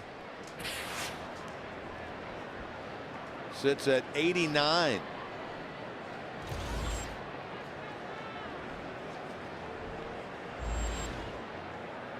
What do you imagine those conversations were like there? I'm not really sure what was going on there. I do know that pitch count means nothing right now. Yeah. You feeling all right? You think that was asked? How you feel? It could be. It looked like with both of them there, that's probably what they wanted to hear. You saw Homer shake his head yes, and there he is with his sweatshirt on and in the on-deck circle with Hannigan leading it off here in the 8th of a 1-0 game. Reds trailed 1-0 going into the bottom of the 9th yesterday. Had not played a 1-0 game yet this year. It turned out they didn't play one yesterday thanks to that 2-run bottom of the 9th inning, the home run by Frazier, the RBI triple by Navarro that won that game.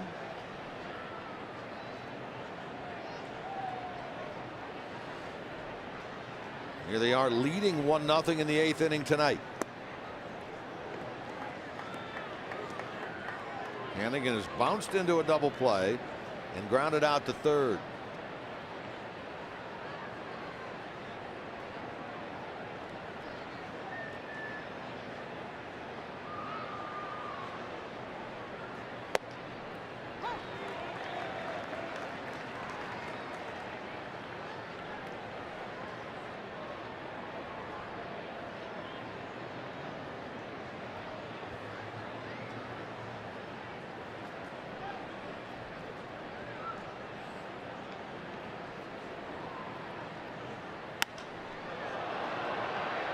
This ball driving Presley back to the alley, but right in front of that North Shore notch out there.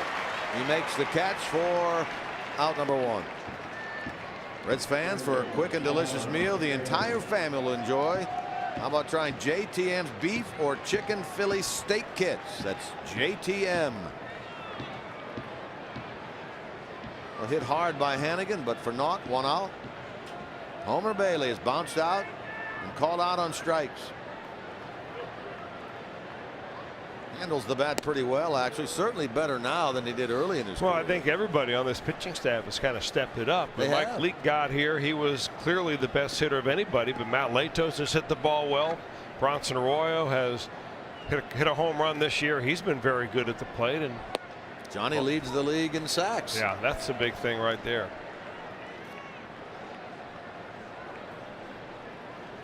Cueto will gun for number 20 here on Sunday afternoon. A long time since the Reds have had a 20-game winner.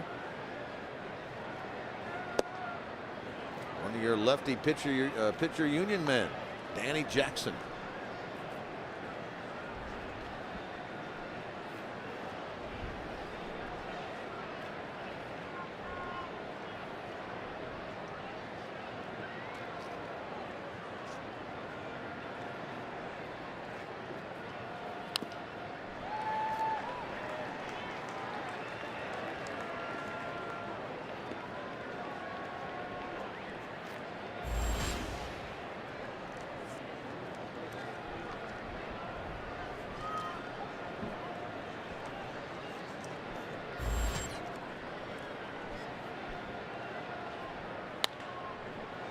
To the right side, and Mercer will throw Bailey out.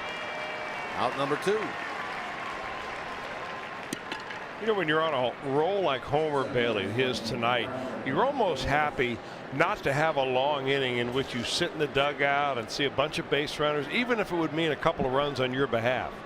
You want to get that ball and go, and that means, you know, put your stuff on right now, get your mindset back into towing the pitching rubber and getting ready to go back out there and deal.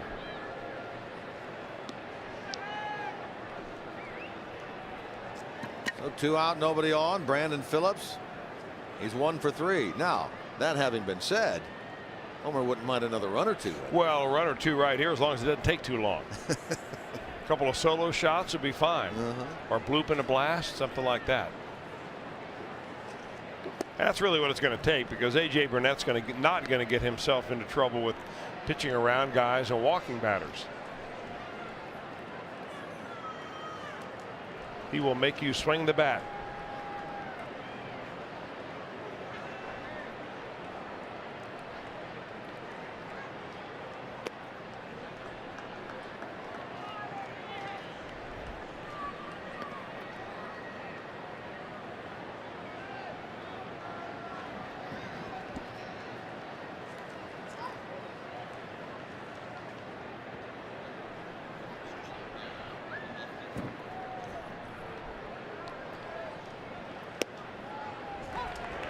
Taking a look back here, Chris, trying to figure out the last right-hander for the Reds to win 20 games. The last lefty is Danny Jackson in '88. Tom Browning did it in '85. But the last right-hander, 1970, and Jim Merritt. A long way back, 42 years. In the hole, tough play here for Barmes, but he short hopped the first baseman Jones, and Phillips is aboard. with 2 men out here in the 8th inning.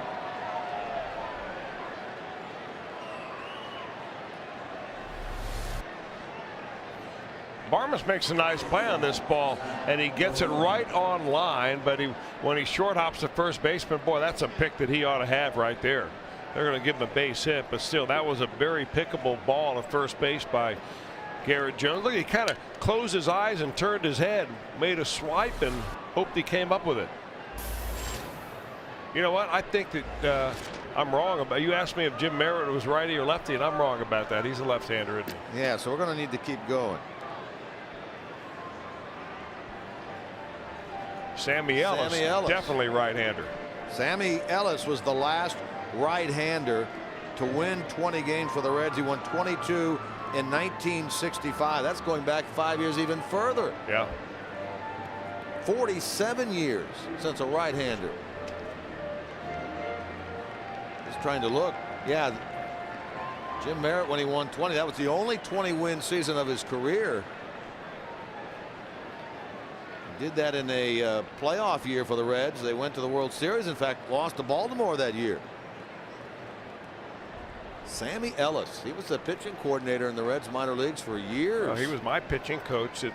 I can tell you that he was the reason I made it to the major leagues. Sammy. Pitching coach in the minor leagues with the New York Yankees, and eventually came over to the Reds. The line drive by Kozar, but right at Barmas. He's retired. So are the Reds. So to the bottom of the 8th we go. 1-0 Red Legs. At our Miller time moment of the game, brought to you by Miller Lite. This is Homer Bailey in his first ever complete game, his only complete game shutout. It came here at this ballpark, PNC Park, back on May the 12th, 2010, in a victory over the Pittsburgh Pirates. He has since that time had one other complete game. That was here this year on May the 21st. And now here he is in the bottom of the 8th, going a no-hitter against his Pirate team, and having allowed just 2 base runners.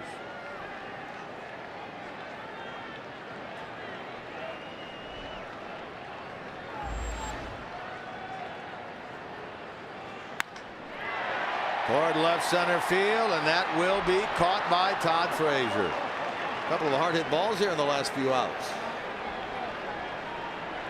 Yeah, but you know, that's not all that stressful of a catch right there. Frazier in left field gets a good jump on it. He hasn't been out there in quite a while. I'm interested to see him out there and kind of get in the groove a little bit, although he's going to only have a couple of days to do that before Ryan Ludwig is presumably back and ready to go.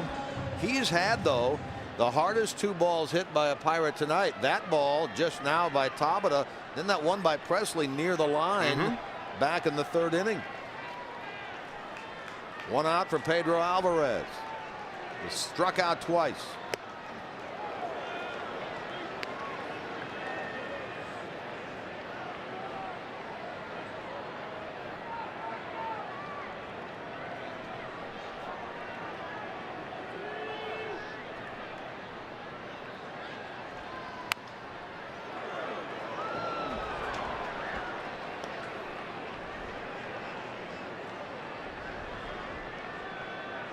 Two base runners against Bailey all night. That ball in the 3rd inning on the error, and then the walk in the 7th inning.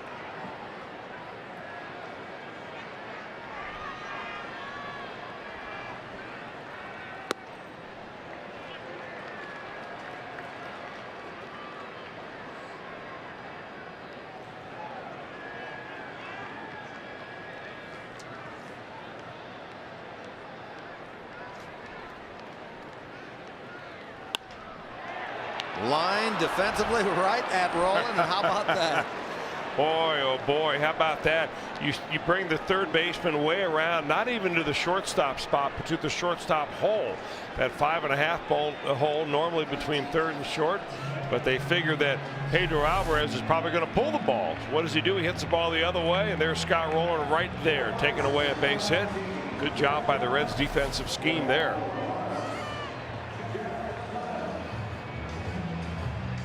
Here's Clint Barmas. He is one of the 2 Pirates that has reached base in this game. He reached on that error in the third, called out on strikes in the fifth inning, and now he has been lifted, and a pinch hitter is up there for the Pirates, Jeff Clement.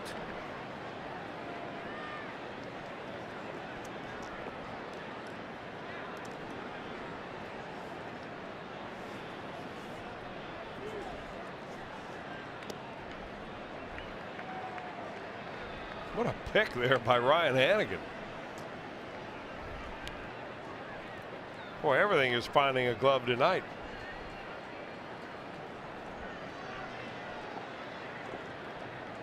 Clement only has 21 at bats with the big league club this year, hitting 143.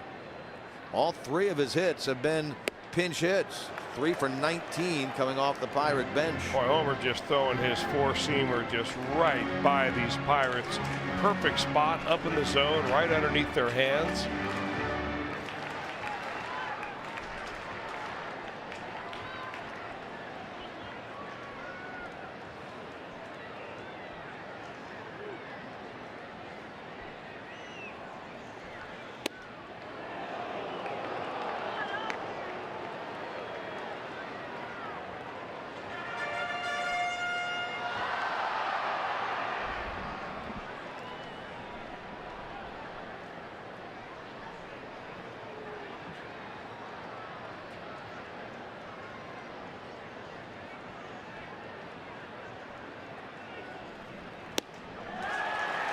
Pinch hitter is disposed of. Strikeout number 9 for Homer Bailey.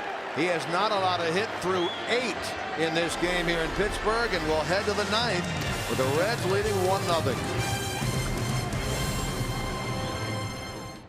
1-0 Reds into the 9th inning of this game. 7 hits for the Reds, none for the Pirates, and our Nissan drive of the game. Let's take a look at it.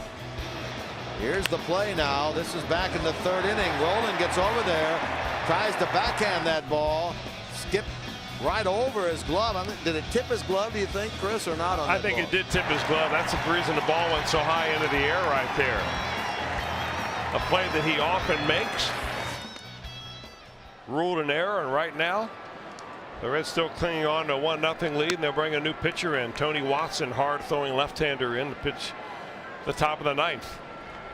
They make a couple of other changes. Travis Snyder is now out in right field for the Pirates. Chase Darno is at second base. Mercer moves from second over to shortstop.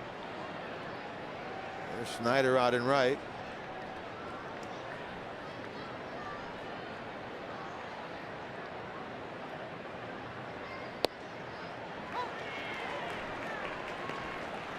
Joey Votto been on twice. A walk, a hit.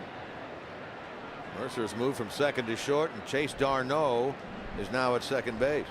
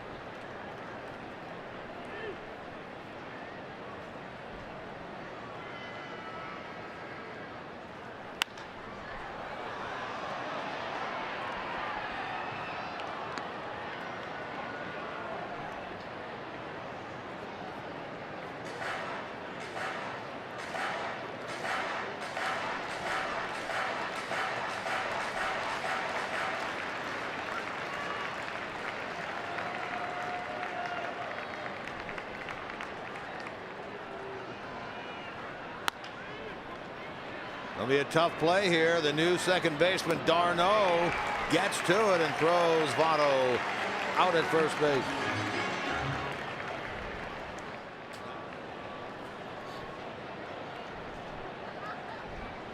Here's Frazier. He's 0 for 2 with a sacrifice fly.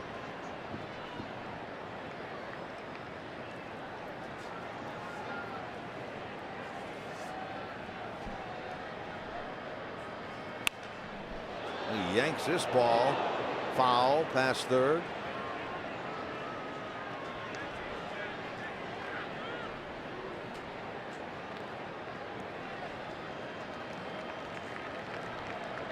A.J. Burnett goes 8, 1 run, 7 hits, a walk and 5 strikeouts. He was exceptional in this game as well. 107 pitches. He's just been out-pitched by the former first-round pick of the Reds from LaGrange, Texas, Homer Bailey, here tonight.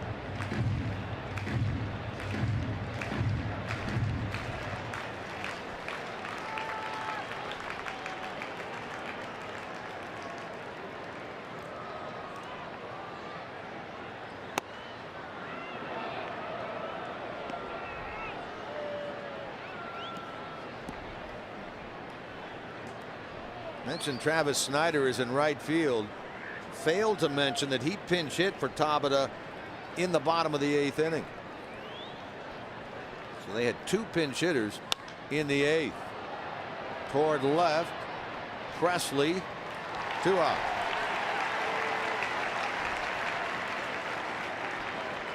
Homer will go to the mound in the bottom of the 9th inning, having thrown 99 pitches.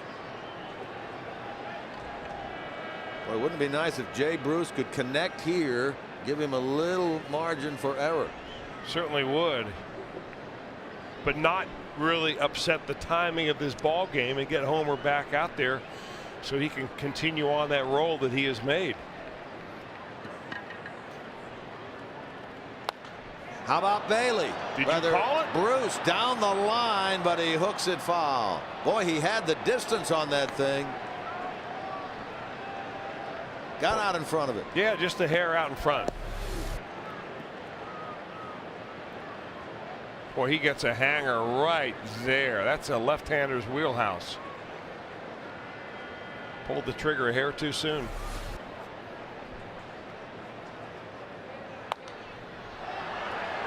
This one's popped up. And the catcher Barajas stays with it, so the Reds go in order in the 9th. So here we go now. Bottom of the 9th inning, 1-0 Reds. Back to the mound will go Homer Bailey, trying to make 2012 Reds history. Now, this team has been marked by good defense all year, and they've made some very nice plays here tonight. This was early in the 3rd inning. Nice running catch on the bat of Presley by Frazier to first base. Joey Votto makes a nice play there to retire Barajas. That was in the 6th inning. And then how about that line drive on the bat of Pedro Alvarez with the shift on. Roland was the only player on the left side of the infield, and the ball was hit right at him. Well, none of those plays, though, highlight reel type of plays. They were just nice major league plays, defensive jobs done by the Reds like they've been doing all year. Homer now 3 outs away. 99 pitches thrown by Homer Bailey. Pinch hitter is Brock Holt. He bats for Barajas. The Pirates also then have Josh Harrison, another pinch hitter on deck. There's Heisey. He's taken over for Frazier out in left field. Quickly, 2 strikes on Brock Holt. He's hitting .306 in 20 games with this club with 3 RBIs. He was primarily the man that was filling in for Neil Walker at second base when Walker was out.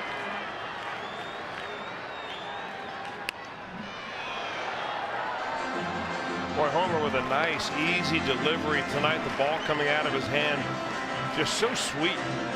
I mean, he is getting that fastball up and into left-handers in a perfect spot nearly every time he wants to go up there. It's going right where he wants it.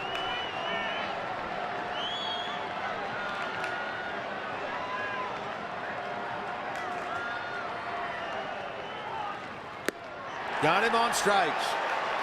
That now ties the career high for Homer Bailey with 10 strikeouts. Now this was just a blue bayou at bat for Brock Holt.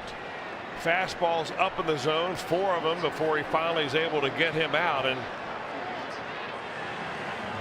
coming up empty just like all the rest of his Pirates teammates tonight.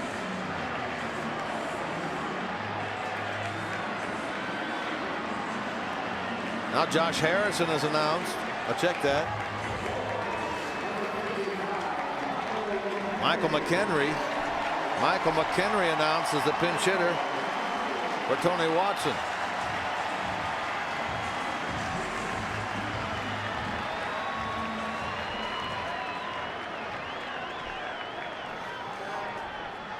McHenry hitting .243 with a dozen home runs, 39 runs batted in.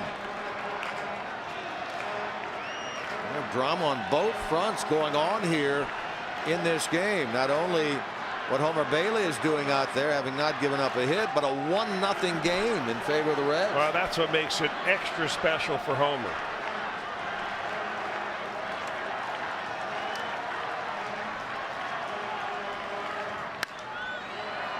Out of play. Well, he's not trying to fool these guys who are just coming fresh off the bench. It's good old Powder River fastball here for Homer Bailey in the 9th inning. Well, the big key for Homer right here, and I've never been there in the 9th inning or in a no-hitter, but I imagine the big key for him would be just to try to breathe and keep it as normal as you can. Think about each pitch as you make it. Strike 2.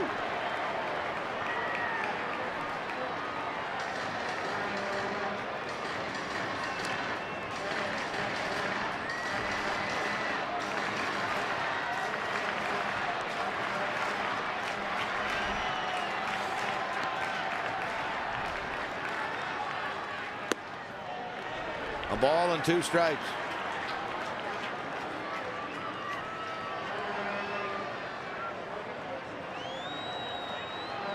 Alex Presley, representing the top of the Pirate order, waits on deck.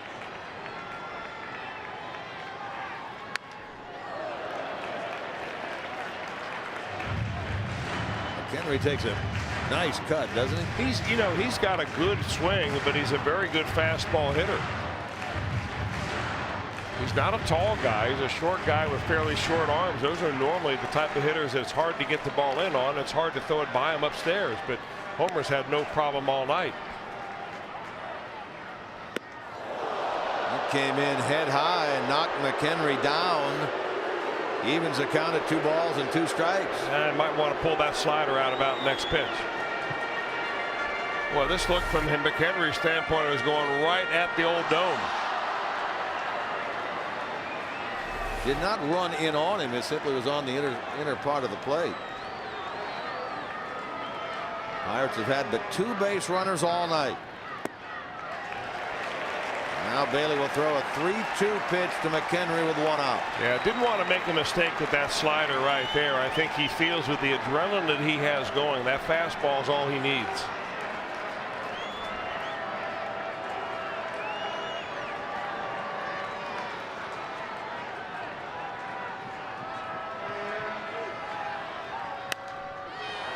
Came at him with a fastball and a foul ball back.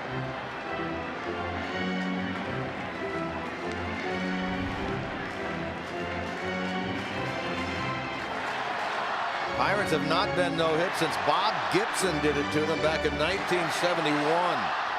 Of course, that was not at this ballpark. Great nugget right there, Jim Kelch.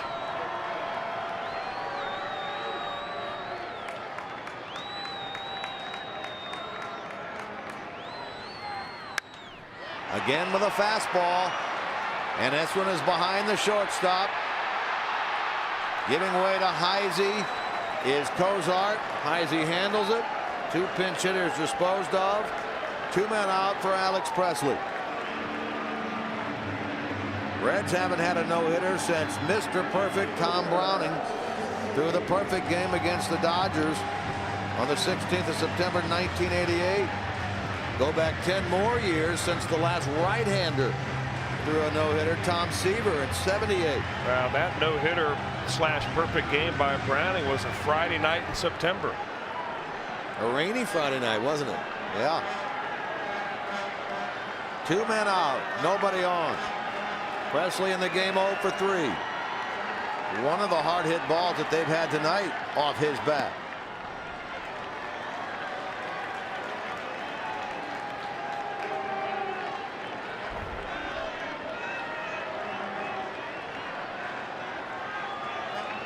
.112 pitches for Homer Bailey as he works here to Presley with 2 men out.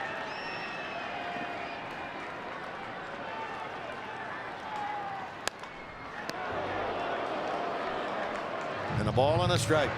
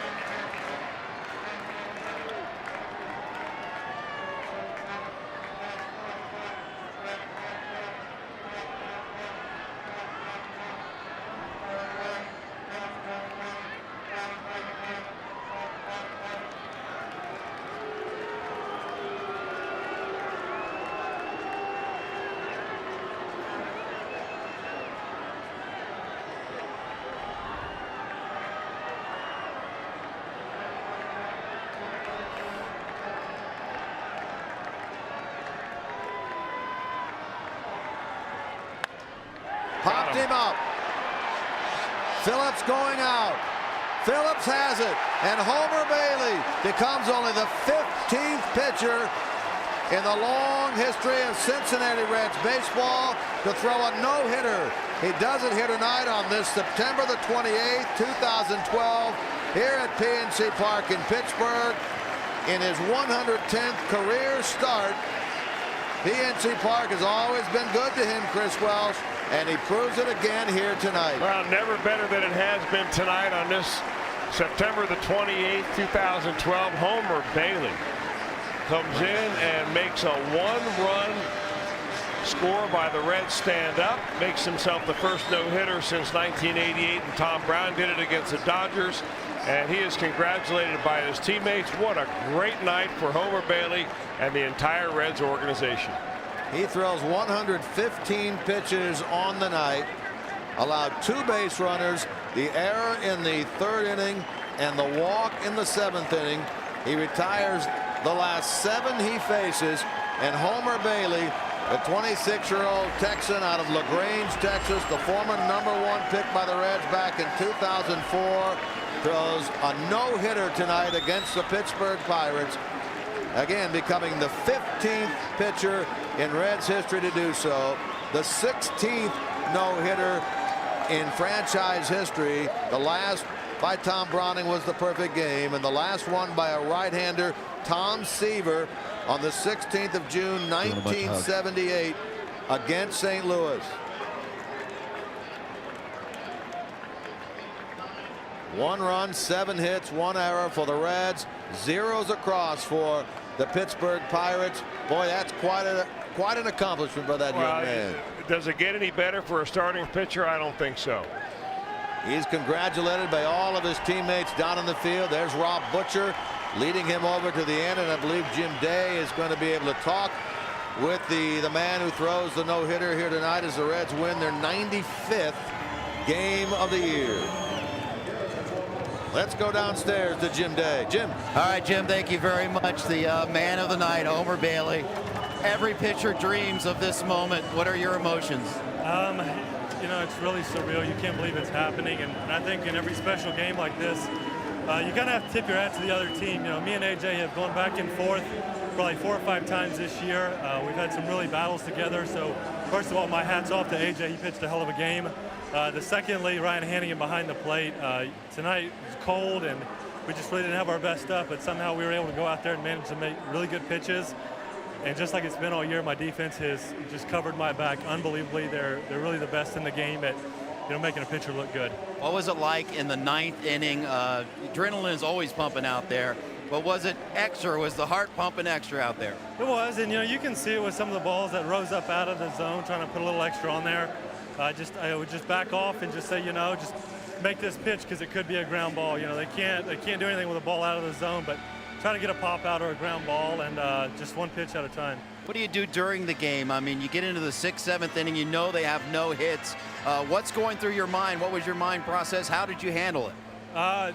You know what? I just kept trying to put up zeros because, seeing as how AJ's done really well against us all year, and we're trying to get the best record in the National League, and that was my whole thought process, was trying to keep my team in the game and put up zeros since we had one run. Well, you are certainly the star of the Lone Star State tonight. There might be some back home watching. You've got to be happy just to tell them, to talk to them, to your family later on. Absolutely. I definitely look forward to talking to them later. I talk to them just about every day, so I guess I've got some good news for them. Homer Bailey, it was my pleasure to watch you tonight. Congratulations from all of Reds country. Thanks, Jim. Homer Bailey, first no-hitter since 1988 for the Cincinnati Reds. As the guys upstairs said, first righty since 1978. And these fans in here, these Reds fans that traveled here to Pittsburgh, they'll forever say, I attended a Reds no-hitter. Guys, back upstairs to you. All right, Jim Day, thank you very much. Good job with the interview with Homer Bailey. And I tell you what, Chris, 2012 is really turning out to be a special year for Reds and Reds fans. You just wonder how far they can take it. Well, I think it's a perfect word that you just used, Jim Couch, is a special year for this ball club. I think it's a special ball club. You ask those players individually after the day of the clinch, they all said the same thing, that this club has come together. The camaraderie in that clubhouse is tremendous.